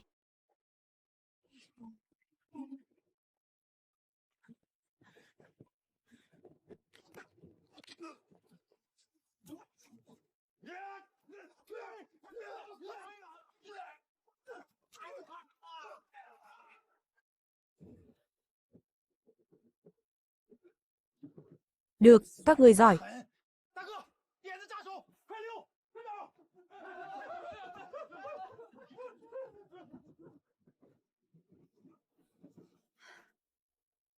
Này anh bạn, vừa rồi đa tạ anh. Ban nãy tôi mắt kém. Lời lẽ có phần nặng nề, anh đừng để bụng. Ân tình này, Tôi ghi nhớ rồi, tôi tên Chu Hồng. Sau này lên tỉnh gặp chuyện, cứ tìm tôi. Chuyện nhỏ thôi mà. Các anh, mắt nhìn tốt đấy. Đây đều là hàng mới về. Hàng Thượng Hải đấy. 8 hào một thước, chỉ có cuối năm. Xả kho mới có giá này. Không thì các anh còn chẳng, vải vụn còn chẳng mua nổi. Đống này toàn hàng kém chất lượng.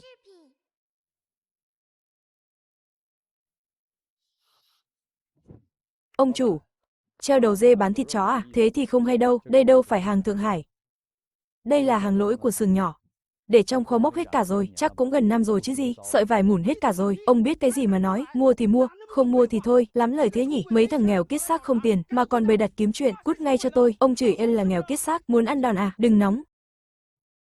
Anh Phong, thằng cha đó làm ăn gian quá, lấy đồ nát đi lừa người.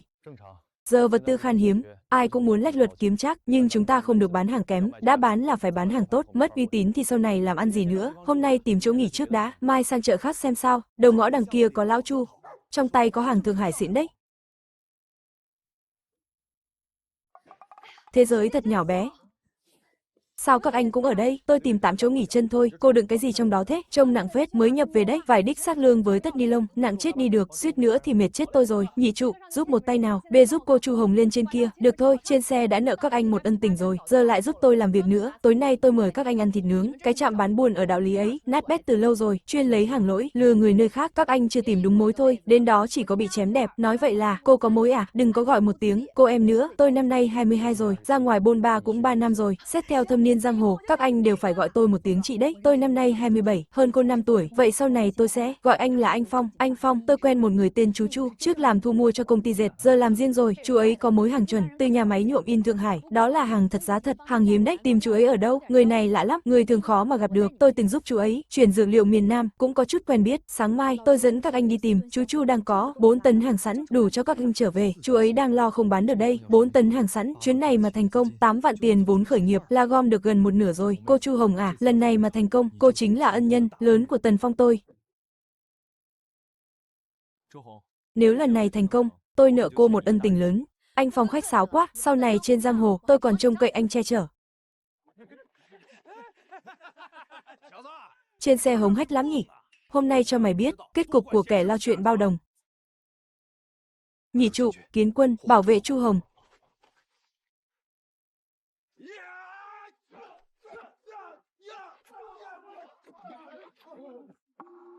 Mày cứ đợi đấy. Phật Gia Bang sẽ không tha cho mày đâu, rút. Sợ chết khiếp, anh Phong ơi, hôm nay nhờ có các anh. Không thì hàng với tiền mất sạch rồi, về mau. Đồ của các người bị trộm rồi. Về mau, xảy chuyện rồi.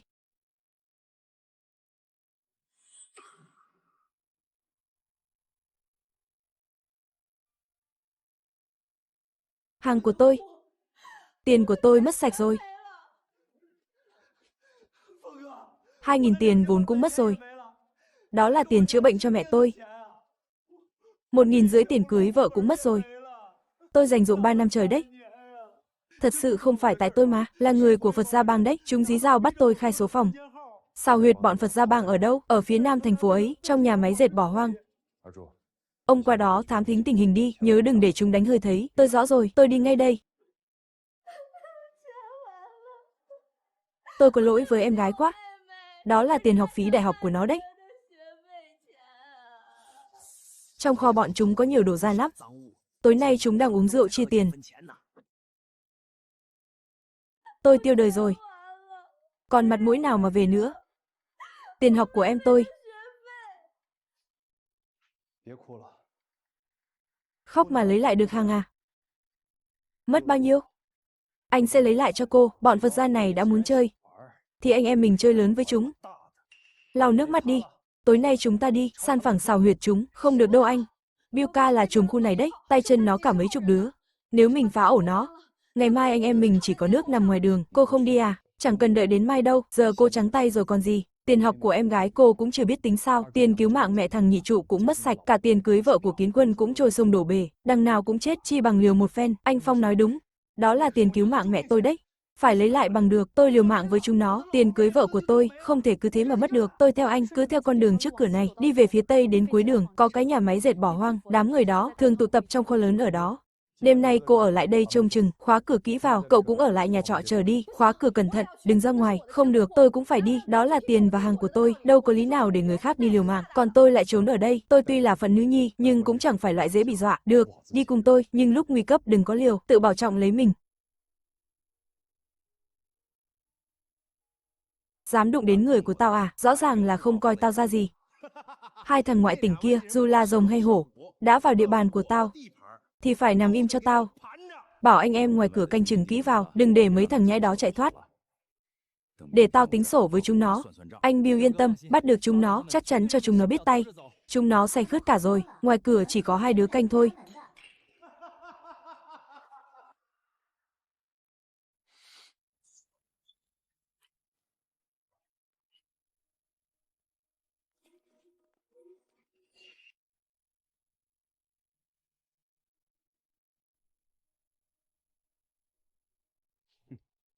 Đường sống không đi, lại đâm đầu vào chỗ chết. Tao đang ngứa mắt chưa có chỗ xả đây, lại tự vác xác đến nộp mạng. Lấy hàng ra.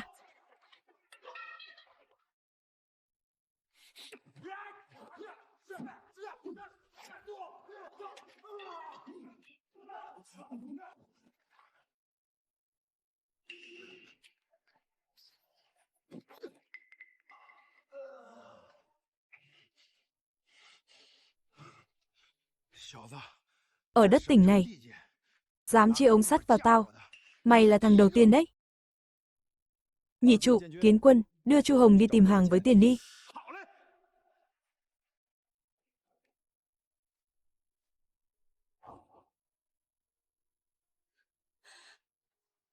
Anh Phong, tiền với hàng ở đây cả rồi. Tiền của tôi cũng tìm thấy rồi, 2.000 đồng, tiền cứu mạng mẹ tôi, không thiếu một xu. Anh Phong, của tôi cũng tìm thấy rồi, 1.500, tiền cưới vợ tôi dành dụm 3 năm đấy. Anh em à, thể diện cũng lấy lại rồi, buông thép ra đi, chuyện này coi như xong, còn không biết điều nữa. Đảm bảo các anh không ra khỏi tỉnh được đâu. Tôi, Tần Phong, không bao giờ đàm phán với kẻ muốn giết mình.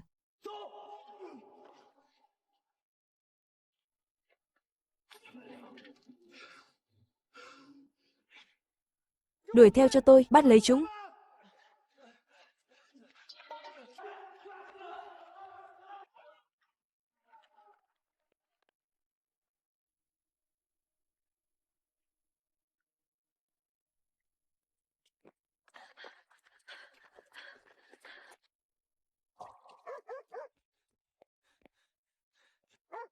Ngõ trước mặt vòng ra được, chúng không đuổi kịp đâu.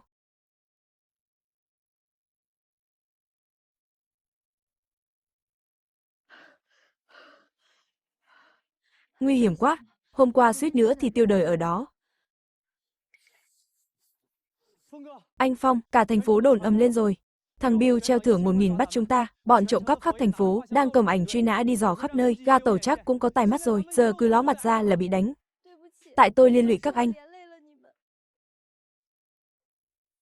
Đừng nói nhảm.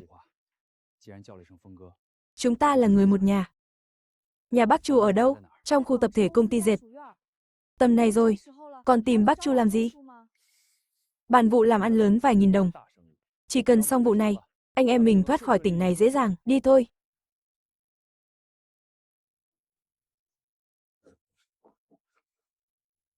Các anh không nên đến đây, ngoài kia đồn ầm lên rồi.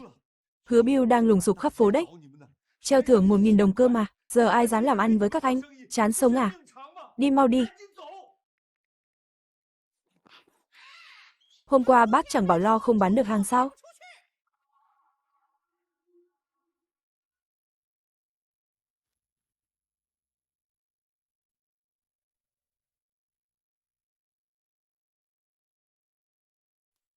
Đây là quà ra mắt, chỉ xin bác chén trà thôi.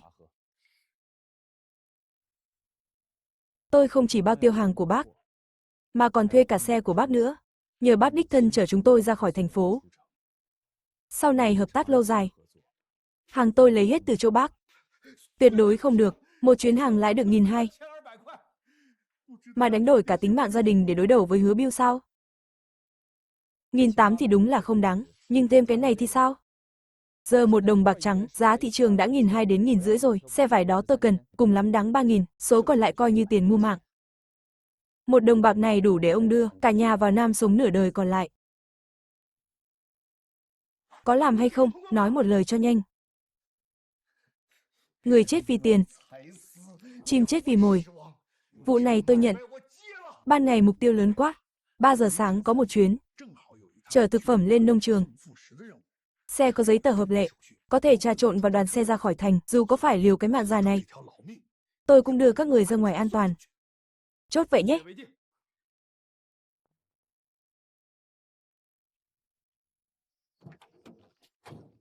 Đêm hôm vất vả cho chú rồi. Làm điếu thuốc đi, bớt làm thân đi.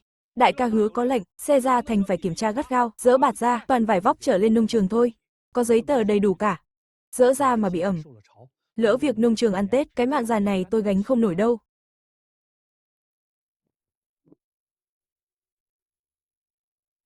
Toàn vải là vải, không giấu người được đâu, đi đi, đa tạ chú.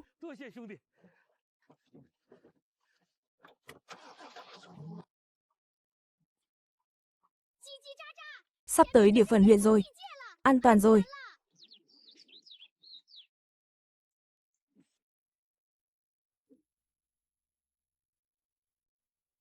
Vào trong nữa, mặt tôi lạ dễ gây chú ý lắm, chỉ đưa đến đây thôi. Đa tạ bác Chu, 3 ngày nữa tôi sẽ đích thân áp tải xe dược liệu qua đó, coi như tôi biếu, không được đâu, một xe dược liệu giá trị mấy nghìn bạc đấy. Anh Phong là người làm việc lớn. Mấy nghìn tiền vải này coi như là tấm lòng tôi gửi anh, sau này anh Phong phát tài, đừng quên kéo anh một tay là được. Bác Chu, tôi kết bạn với bác, chốt vậy nhé. Anh Phong, anh giỏi quá. Cứ như nằm mơ vậy. Tôi vẫn thấy không thực tế chút nào. Mới là bắt đầu thôi. Chu Hồng, đi tìm xe ngựa đi, chúng ta mang đống của cải này về nhà. Được ạ. Chị, sao chị lại dẫn nhiều người về thế? Mấy người này là ai? Đây là anh Tần Phong, anh Nhị Trụ và anh Kiến Quân. Là ân nhân của chị đấy, cũng là khách quý của nhà ta.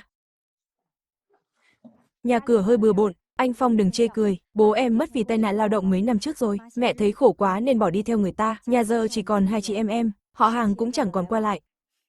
Mà thế cũng tốt, không nợ nần gì, nhẹ cả người, căn nhà rách này vẫn là nhà. Nếu không có anh, lần này em không chỉ mất tiền, mà có khi còn mất cả đời người. Từ nay anh chính là anh trai em, cái sân này là cứ điểm của chúng ta. Anh cứ đến ở bất cứ lúc nào, nào, cạn chén, nào. Chu Hồng sau này sẽ là cánh tay đắc lực, việc làm ăn sẽ ngày càng phát đạt. Anh Phong nhìn người chuẩn thật, con bé Chu Hồng này, có gan dạ, có nghĩa khí, lại chịu khó. Biết đâu sau này, nó thực sự trở thành cánh tay phải của tôi, chuyến đi tỉnh này không uổng phí.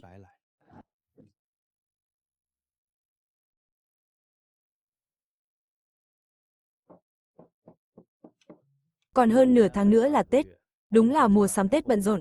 4 tấn vải vóc len sợi của chúng ta. Phải thừa thắng xông lên, tìm chỗ nào đông đúc nhất, làm một cú vang dội. Anh Phong, anh hỏi đúng người rồi đấy, mua sắm Tết ở huyện, ngoài mặt thì là cửa hàng bách hóa, nhưng không chỉ cần tem phiếu, mà còn phải xếp hàng dài, người có tiền muốn mua đồ tốt, đều tìm đến 2 nơi này, một là chợ lớn Đông Quan, người qua lại đông nhất, bán chạy nhất nhưng ở đó phức tạp lắm, có thằng lưu manh tên Đao Sẹo 6 bảo kê, ra đó bán hàng chẳng khác nào cướp miếng ăn trong miệng cọp, nơi còn lại là phố Hạnh Phúc sau trụ sở huyện ủy, toàn nhà giàu ở đó, mua bán không cần mặc cả, đó là chợ đen lớn nhất huyện, chúng ta chia làm 2 ngả, nhưng cú đầu tiên này, phải đánh vàng ở chợ Đông Quan, dựa vào sự đông đúc ở đó, để chúng ta quảng bá vải vóc, dược liệu Tần Lĩnh Thần Thảo, tạo dựng thương hiệu vững chắc, thằng Đao Sẹo 6 mà dám gây sự, tôi, Tần Phong này sẽ xử lý, chuyên trị đủ loại bệnh khó chữa, nhất là loại vô lại này. Chà, vải đẹp quá. Chất vải tốt thật. Bán thế nào đấy? Bác ơi, 1,50 đồng một thước, không cần tem phiếu, bác cứ chọn thoải mái. Đứa nào cho chúng mày bày hàng ở đây? Không biết Đông Quan này, đất này mang họ Đào à? Hắn vừa đánh nhau thua xong. Đang tức nổ mắt đấy, định tìm quả hồng mềm mà nắn đây. Vết thương trên mặt là vừa bị đánh đấy. Hắn chỉ là hổ giấy thôi. Hóa ra là tướng bại trận.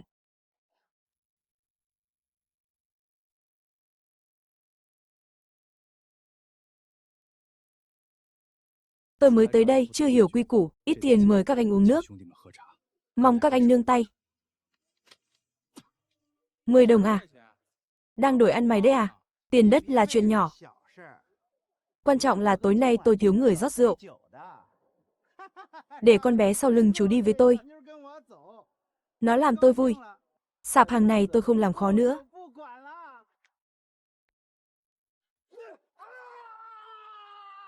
Hảo hán tha mạng, tôi mắt mù không biết Thái Sơn.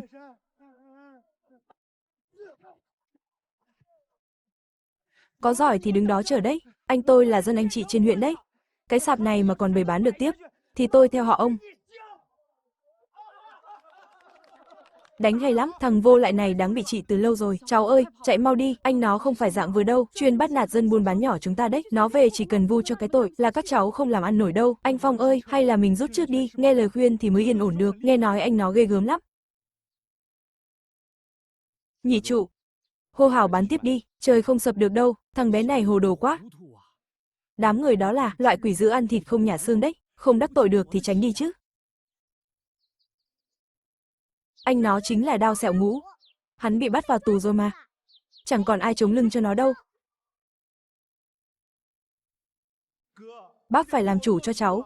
Cái thằng Tần Phong đó không những đánh gãy tay cháu, còn chỉ thẳng mũi chửi cháu nữa. Nó bảo anh Đao Ba Ngũ nhà tôi chẳng là cái đinh gì, xách dép cho anh tôi còn không xứng. Nó nói thế thật à? Anh em tôi vừa bị bắt vào trong đó rồi, giờ đến lượt mấy loại tôm tép này mà cũng dám trèo lên đầu lên cổ chúng ta à? Chưa hết đâu. Hàng chúng nó bày bán, vài sợi tổng hợp còn đẹp hơn cả hàng quốc doanh, chắc chắn là hàng lậu rồi. Anh em mình ra tịch thu hết chỗ hàng đó đi, tiện thể lấy làm quà Tết luôn. Mang theo đồ đạc đi, ra chợ Đông Quan, đánh gãy chân thằng đó cho tôi. Đừng im hết đấy, chúng tôi nhận được tin báo của quần chúng, các người có hành vi gây rối trật tự thị trường, lại còn ngang nhiên hành hung người khác. Giờ chúng tôi tịch thu toàn bộ hàng hóa theo luật, người và tiền, tất cả theo chúng tôi về đồn. Xe vải tốt thế này, tiếc quá, rơi vào tay đám Diêm Vương này thì còn lại gì nữa. Này anh bạn, vải của tôi là hàng chuẩn đấy, tôi nhập từ nhà máy lớn ở Thượng Hải về. Anh bảo tịch thu là tịch thu à? Cũng nên đi nghe ngóng cho kỹ đi. Chúng tôi hợp tác với ai? Ông biết không, ông chủ lớn ở Thượng Hải đấy. Mày chỉ là thằng buôn vải lậu, có cái lưng nào mà dựa? Chẳng lẽ lại có thủ trưởng lớn chống lưng cho mày à? Bớt làm bộ làm tịch đi, tao nói cho mày biết, ở chợ Đông Quan này, lời tao nói chính là luật, tao bảo mày không được bán thì mày đừng hòng bán được. Này cô em, tiền chỗ ngồi lát nữa tính. Giờ theo anh vào văn phòng, thẩm tra riêng chút. Mày thử chạm vào cô ấy lần nữa xem, tao phế luôn cái tay đó của mày, dám chống người thi hành công vụ, lại còn định hành hung giữa chợ à? Bắt nó lại cho tao, đánh chết nó đi, có chuyện gì tao chịu hết. Dừng tay, đang làm cái trò gì đấy? Thằng nào không có mắt thế, cút sang một bên, không thấy tao đang làm việc à? Còn không cút, tao dọn sạch cả lũ bây giờ. Đội liên phòng đây, chúng tôi nhận được tin báo của bà con, có kẻ giả danh cán bộ quản lý, tống tiền người buôn bán ở chợ, chính là mấy gã này, đi với chúng tôi một chuyến.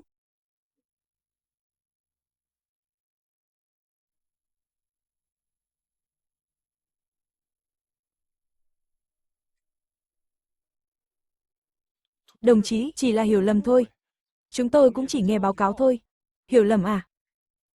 20 phút trước, tôi đích thân ra đội liên phòng báo tin, người tôi tố cáo chính là đám các người, lũ chuyên chiếm đóng chợ Đông Quan, tống tiền người dân, nhân chứng vật chứng đủ cả. Đúng lúc đang đợt chỉnh đốn an ninh chợ. Bớt nói nhảm, áp giải hết đi.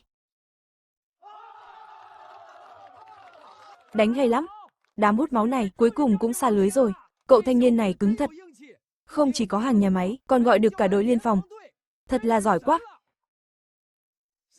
Bà con cô bác ơi, từ nay bà con ra chợ Đông Quan, buôn bán hay sắm Tết đều yên tâm rồi. Nếu còn gặp lại kẻ nào dám bắt nạt người khác, thu tiền bảo kê, cứ tìm tôi, Tần Phong, tôi sẽ lo tới cùng. Anh Phong, tính xong rồi. Chỉ riêng hôm nay, chúng ta đã bán được tận hơn 8.000 đồng. Trời đất ơi, một ngày hơn 8.000. Ở làng mình cả đời người cũng chẳng dám mơ tới. Anh Phong, anh giỏi quá. Được theo anh làm việc, đời này của tôi coi như chọn đúng đường rồi. Đây mới chỉ là bắt đầu. Tôi muốn cậu ở lại huyện, dựng cái sạp này cho đàng hoàng, làm điểm liên lạc lâu dài. Sau này, không chỉ bán vải với dược liệu, còn đồng hồ điện tử miền Nam, quần áo thời thượng, cứ cái gì kiếm ra tiền là bán. Mình cứ thế mà làm thôi. Anh Phong, anh cứ yên tâm, chỉ cần anh tin tưởng tôi, cái đại bản doanh này tôi nhất định giữ gìn cẩn thận, tuyệt đối không để xảy ra sai sót. Ông chủ Tần, Sóng gió ở chợ Đông Quan coi như đã yên ổn, nhưng vải vóc dù bán chạy đến mấy, việc chính chị Lâm giao, chúng ta cũng phải đẩy nhanh thôi. Trong Nam đang thiếu dược liệu trầm trọng, Thanh Mộc Xuyên dựa lưng vào núi, đó chính là kho báu tự nhiên đấy. Chị Lâm bảo tôi hỏi anh có đủ bản lĩnh mở rộng buôn bán dược liệu không? Cậu nhắn lại với chị Lâm, việc này Tần Phong tôi nhận, mới có 3 ngày, 4 tấn vải, chúng ta đã bán được hơn một nửa rồi, vốn liếng đã có, đường đi cũng đã thông, đến lúc làm một mẻ lớn rồi. Anh Phong, anh giỏi thật đấy, sau này tôi cứ theo anh mà làm, quyết không lơ là, cứ làm cho tốt, sau này anh sẽ được nhờ. Anh Tần, chuyến hàng thứ 2, 4 tấn đây, tôi giao đủ cho anh rồi nhé.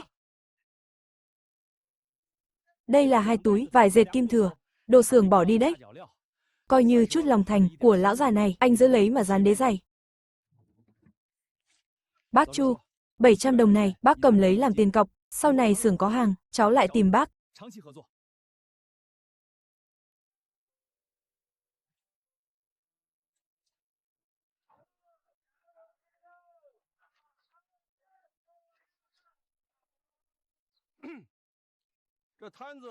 Ai phụ trách ở đây?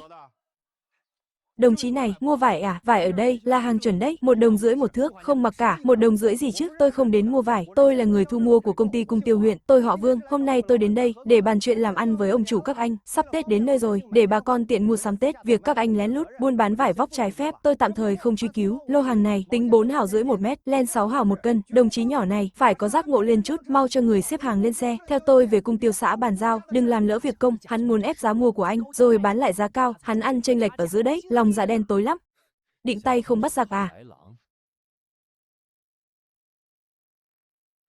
Này ông thu mua họ Vương, ông tính toán khôn khéo, đến mức tôi nghe rõ mồn một, tôi ở Thanh Mộc Xuyên, còn nghe thấy tiếng tính toán của ông đấy, 4,5 hào một mét, chẳng đủ tiền vận chuyển từ miền Nam ra, nếu ông thực lòng, muốn hợp tác với chúng tôi, thì hãy tính theo giá thị trường, còn muốn dùng quyền thế ép người, thì mời ông về cho, chỗ tôi nhỏ bé, không chứa nổi vị khách quý như ông. Này đồng chí trẻ, đừng có mà ngông cuồng, có tin là tôi về công ty cung ứng, nói một câu thôi, là ngày mai, ông không cho cậu đặt nổi cái sạp hàng không, vậy ông cứ việc đi mà nói, nhưng lúc đi, tiện thể hỏi giúp tôi, đội liên phòng, thằng Sáu Sẹo mới vào hôm kia, mặt nó đã hết sưng chưa, nói thật với ông, lô hàng này của tôi, là tôi hợp tác với ông chủ lớn miền Nam, mà lấy về, hàng Thượng Hải xịn, chuyên để bà con trong huyện, may áo diện Tết, đồng chí Tần, chỉ là hiểu lầm thôi, chẳng phải chúng ta đều, vì muốn làm việc tốt cho bà con sao, tôi biết ngay mà, giác ngộ của đồng chí Tần rất cao, cao tay thật, anh Vương quá lời rồi, tôi cũng hiểu mà, cuối năm huyện mình khó khăn, bà con ai cũng mong ngóng, chờ có vải may áo mới, thế này đi, hàng tôi còn nhiều, tôi quyết định nhường lại 1 tấn, vải Dacron, 1 tấn len, cho cửa hàng Cung Tiêu, coi như góp sức xây dựng huyện nhà, giá cả thì, 1,3 đồng một thước cho anh, rẻ hơn giá thị trường 2 hào, mức giá này, đủ để anh về cửa hàng, ăn nói với cấp trên rồi chứ, chú Tần à, chú đúng là giúp tôi lúc khó khăn, cứ theo ý chú mà làm, đứng ngẩn ra đó làm gì, ra xe chọn đi, lấy loại vải mới nhất, tốt nhất, chất lên xe cho anh Vương, để anh ấy còn về cửa hàng, rõ. Anh Phong, đã rõ, anh Phong, đảm bảo chọn loại tốt nhất, em không làm bác mất mặt đâu, anh Phong giỏi thật đấy, ngay cả ông Vương bên Cung Tiêu xã, cũng bị anh ấy nắm thóp rồi, sau này tôi cũng muốn được như, anh Phong, chiêu này của anh, mượn lực đánh lực, quá cao tay, giờ buộc chặt với Cung Tiêu xã rồi, chúng ta coi như, có thêm một lớp khóa an toàn, anh nhìn Kiến Quân xem, mắt nó cứ dán chặt vào anh kìa, sùng bái anh lắm đấy, thằng bé này sau này chắc chắn, sẽ là cánh tay đắc lực của anh, đợi Cung Tiêu xã nếm được vị ngọt, sau này chúng ta, thu mua dược liệu, từ núi Thanh Mộc Xuyên, ngoài đường dây bí mật phía Nam, còn có thể đường hoàng, đưa thẳng vào Cung Tiêu xã, đường làm ăn sẽ ngày càng rộng mở, dựa bóng cây lớn vẫn hơn, sau này ở huyện, không ai đụng vào chúng ta được nữa, thằng bé Kiến Quân này, sau này chắc chắn làm nên chuyện, tổng sổ sách tính xong rồi, chuyến này mình bán được tổng cộng, 4,2.500 đồng. Trừ đi 1,7 vạn tiền vốn, tiền cước cho bác Chu, cùng các khoản chi tiêu khác, mình lãi dòng, 2,5.500 đồng. Nhị trụ này, cầm lấy 5.000 này đi, về sửa lại, cái nhà dột nát đi, mua cho mẹ vài thước vải tốt, ăn cái Tết cho tươm tất, không được, không được, anh Phong, nhiều quá à, em chỉ góp chút sức lực, khuân mấy bao hàng thôi, sao dám nhận nhiều thế này, bảo cầm thì cứ cầm lấy, đây là phần chú được hưởng, nhưng nhớ kỹ này, về đừng có khoe khoang, tiền bạc không nên lộ liễu, Kiến Quân, số tiền này là của chú. Sau này mình chạy vận tải, lập đội xe, chú chính là đội trưởng. Anh rể, anh cứ yên tâm, sau này em nhất định làm thật tốt, tuyệt đối không làm anh mất mặt. Em ở lại huyện, dựng cái sạp này cho đàng hoàng. Đây sẽ là điểm liên lạc lâu dài của chúng ta, không chỉ bán vải, còn đồng hồ điện tử từ miền Nam, quần áo kiểu mới, cứ cái gì ra tiền là mình làm. Anh Phong, có em ở đây, cái sạp này tuyệt đối không xảy ra chuyện. Anh em à, số tiền này mới chỉ là bắt đầu thôi, sau này chúng ta sẽ còn kiếm được nhiều hơn nữa. Cuối cùng mày cũng ló mặt ra, thằng Tần Phong kia thì hay rồi, phủi mông cái là lên huyện làm giàu rồi. Tần Phong đã về đến đây rồi, thì cái bầu trời Thanh Mộc Xuyên này cũng nên đổi khác thôi, món nợ cũ. Tao về đây sẽ tính toán sòng phẳng với mày từng ly từng tí, Cường à. Mày phải báo thù cho cha mày đấy, đều tại thằng Tần Phong cả con Tú Liên nữa. Không thể tha cho chúng nó. Tần Phong giờ có tiền, có chỗ dựa rồi, chúng ta không làm cứng được đâu. Tôi sẽ chơi với nó từ từ. Tôi, Lưu Cường, chạy xe bên ngoài bao năm, quen biết khối ông chủ lớn, lần này về đây tôi định mở đội vận tải, dẫn bà con cùng làm giàu. Thằng Cường đúng là có bản lĩnh, hơn thằng Tần Phong gấp trăm lần. Chúng tôi đều theo cậu.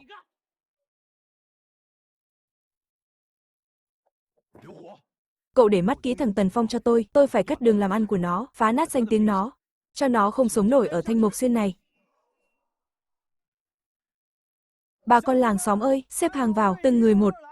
Anh Phong bảo rồi, thanh toán tiền mặt ngay, giá thu mua cao hơn hợp tác xã, tận 2 phần. Theo anh Tần Phong là chắc ăn nhất. Chỉ có kẻ ngốc mới không tới, ai lại đi chê tiền bao giờ. Ông đừng để nó lừa. Thằng Tần Phong thì có mấy đồng vốn chứ, theo tôi chạy đội vận tải mới là đúng đường. Đội vận tải của ông á, đến cái bánh xe còn chẳng thấy đâu. Còn Tần Phong người ta thì, ngày nào cũng phát tiền tươi, đừng có cản đường tôi kiếm tiền, được voi đòi tiền à. Lại đây.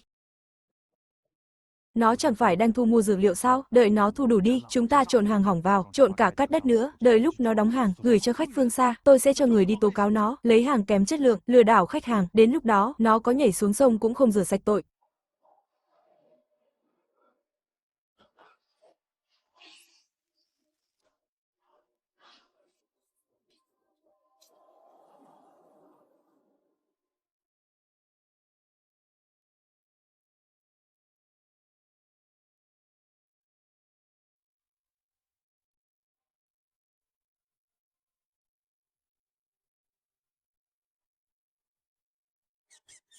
Tối hôm qua, Lưu Cường với Lưu Hổ lén lút lẻn vào, nhét dược liệu hỏng vào sọt, còn bốc cả nắm cát lớn.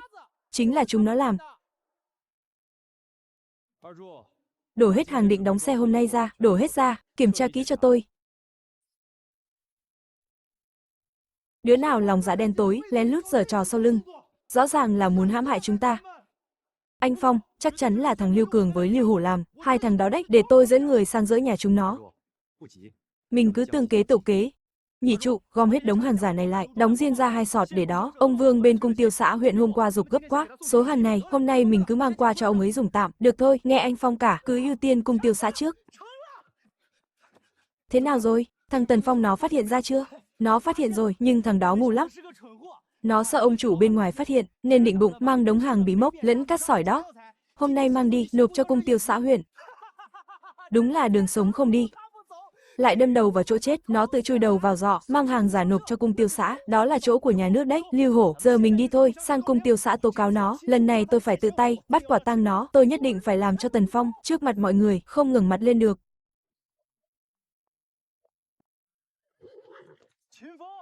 Anh to gan thật đấy, dám lấy thuốc mốc trộn cát, dược liệu hỏng, để lừa tiền nhà nước. Có người tố cáo anh, lấy hàng kém chất lượng thay hàng tốt, phải mở thùng kiểm tra ngay tại chỗ. Đã có kẻ chó cùng rất rộng. Ông cứ kiểm tra thoải mái.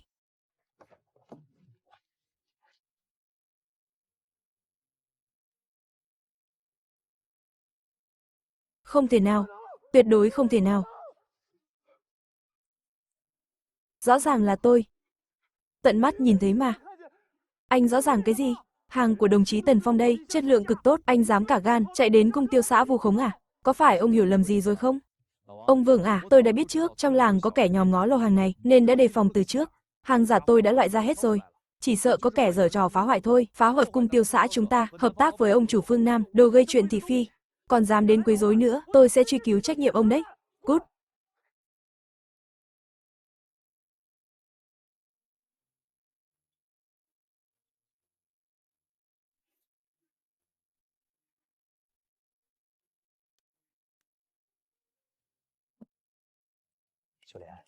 Nghỉ tay uống nước đi. Sổ sách không vội, cứ từ từ tính, tôi không mệt. Việc này không nắng không mưa, chẳng lo mưa gió, cũng nhờ anh cả, sắp xếp cho tôi công việc tốt thế này. Con đi học về rồi ạ, con giúp mẹ đếm dược liệu. Chẳng còn ai dám quấy rối nữa rồi.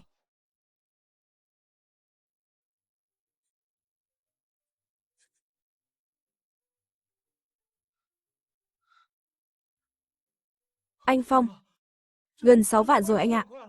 Cả đời em nằm mơ cũng không dám nghĩ tới, nhiều tiền thế này. Mới thế đã run rồi à, đây cộng thêm vải vóc với tiền lãi dược liệu nữa, mới là bắt đầu thôi. Còn phải làm tiếp.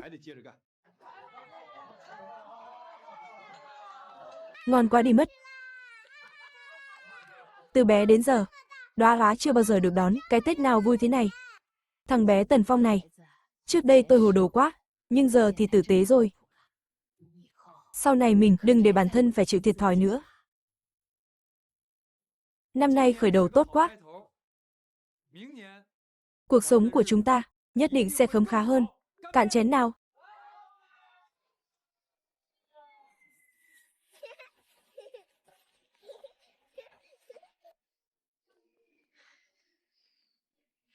Tần Phong này, cả năm qua, cảm ơn anh.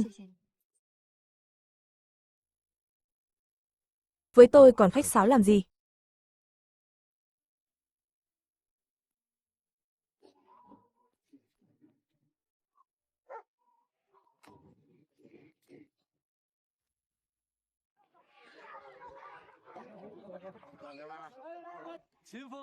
Trước đây chú hồ đồ quá. Cháu mới là người tài giỏi nhất làng mình. Dẫn dắt bà con đón cái Tết ấm no, cứ theo tôi làm, sau này đời sống sẽ càng khởi sắc. Đừng có đắc ý. Ở cái làng này tao không đấu lại mày. Tao sẽ ra ngoài tìm chỗ dựa, sửa đẹp mày.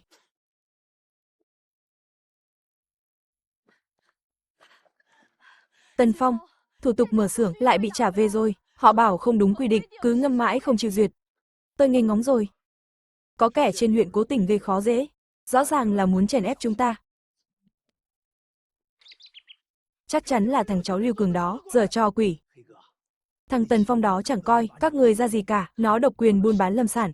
Giờ lại còn đòi xây xưởng lớn, thế này là muốn đập bát cơm của người trong nghề ở huyện rồi. Nợ của thằng Đao Sẹo còn chưa tính, mà nó còn dám xây xưởng à? Tao có khối cách trị nó, cái xưởng này, đừng hòng nó xây được, không được, tôi sẽ dẫn anh em lên huyện ngay, sửa đẹp đám cháu trai đó. Xông vào không xong đâu, chúng nó đang đợi mình mắc sai lầm đấy. Đi tìm bác Chu đi. Bác ấy quen người trên huyện, cấp trên quản lý thủ tục đấy. Bà con làng xóm ơi, thủ tục xưởng chế biến dược liệu đã được duyệt xong xuôi rồi, hôm nay chính thức khởi công. Từ nay làng mình, nhà nhà đều được vào xưởng nhận lương.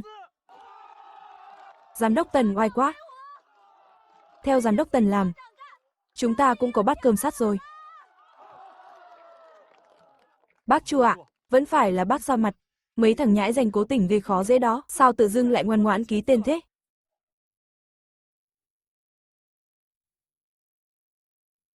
Tạo công ăn việc làm, lại còn đóng thuế nữa, đây là việc tốt lớn. Ai dám gây khó cho doanh nghiệp làm giàu này? Phải lập tức duyệt thủ tục cho xưởng dược liệu đi, ai cũng được, không được cản trở doanh nghiệp làm giàu, còn dám trì hoãn, ngày mai anh đừng đến làm nữa. Đó là nhờ lãnh đạo huyện có tầm nhìn. Ngoài mặt không đấu lại được mày. Tao tối nay sẽ tìm mấy tay anh chị ngoài kia cho cái xưởng rách của mày. Không thấy được mặt trời ngày mai.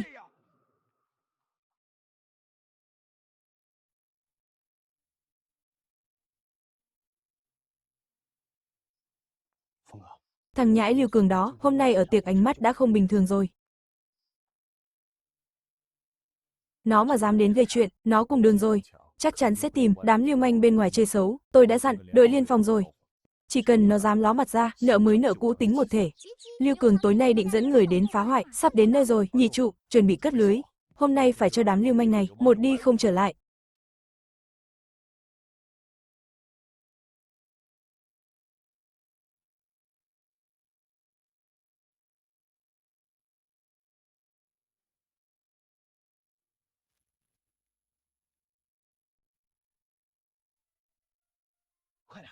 Lấy hết dược liệu quý đi, còn lại thì đập sạch. Tay chân nhanh nhẹn lên, đừng để gây ra tiếng động lớn.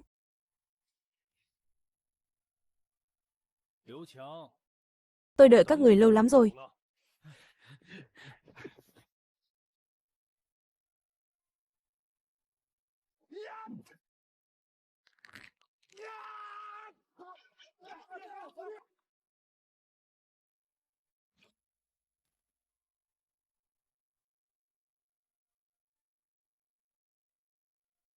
Nhân chứng vật chứng đủ cả.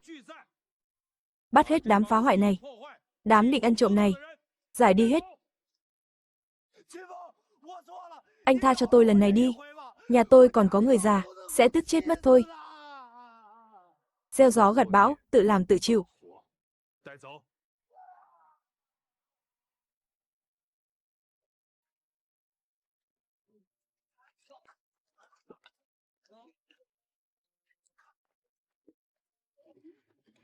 Nghỉ tay chút đi. Em hầm canh thịt cho anh đây, uống lúc còn nóng nhé. Tú Liên.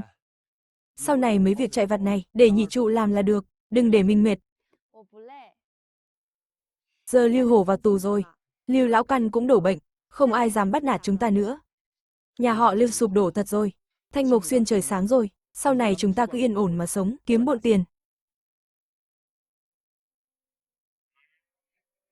Xưởng mình thế nào cũng vất, ngày sau đời mình càng thêm khấm khá.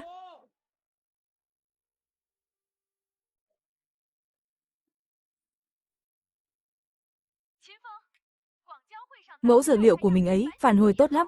Khách đặt ngay đơn hàng lớn đầu tiên rồi. Phải lo chuẩn bị hàng thôi. Mục tiêu 8 vạn của anh, đã vượt chỉ tiêu rồi đấy. Tốt. Cứ bảo khách yên tâm, nguồn hàng mình lo đủ đầy, anh em mình cùng làm cho lớn mạnh. Anh Phong, mấy chục công nhân trong xưởng đã sắp xếp ổn thỏa cả rồi. Bác Chu đã thông hết các mối ở huyện rồi. Lượng hàng xuất mỗi ngày tăng gấp đôi. Sổ sách chị dâu ghi, sắp không ghi kịp nữa rồi. Đội xe vận tải của tôi cũng đã sẵn sàng cả rồi. Đảm bảo chở hàng bình an, đưa vào miền Nam, tuyệt đối không để xảy ra sơ suất. 8 vạn chỉ là khởi đầu thôi. Thời đại 80 này, làn sóng vàng đã tới rồi. Mình phải đưa việc làm ăn ra cả nước. Đi làm thôi.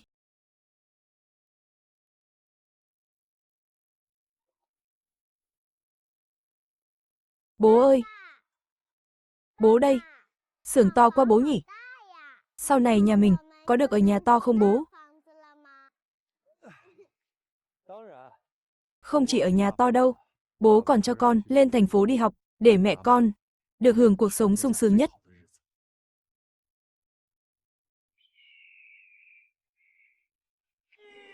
Đoàn xe khảo sát của đại gia tỉnh ngoài đã tới đầu làng rồi. Mối làm ăn lớn tới tận cửa rồi.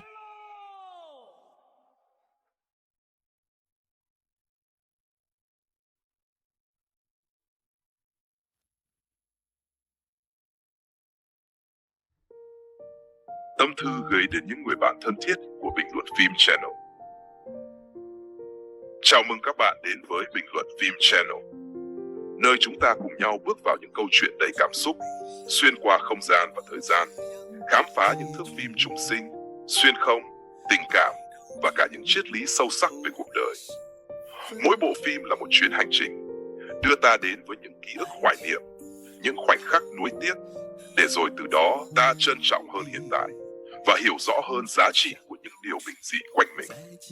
Đó có thể là câu chuyện về một người quay trở lại quá khứ để sửa chữa sai lầm, hay một vị thần y xuống núi cứu giúp thế gian, hoặc những mối tình đầy trắc trở nhưng đậm chất nhân văn. Chúng tôi tin rằng điện ảnh không chỉ để giải trí mà còn là những bài học cuộc sống, là tấm gương phản chiếu tâm hồn, giúp mỗi người tìm thấy một phần bản thân trong từng câu chuyện. Và trên hành trình này, sự đồng hành của các bạn chính là động lực lớn nhất để chúng tôi tiếp tục sáng tạo và mang đến những nội dung chất lượng nhất. Cảm ơn tất cả những khán giả thân yêu đã luôn ủng hộ, lắng nghe và chia sẻ cùng Bình luận phim Channel. Hãy tiếp tục cùng chúng tôi khám phá những câu chuyện hay, để mỗi video không chỉ là những thước phim mà còn là những cảm xúc đáng trân quý trong cuộc đời. Trân trọng, Bình luận phim Channel.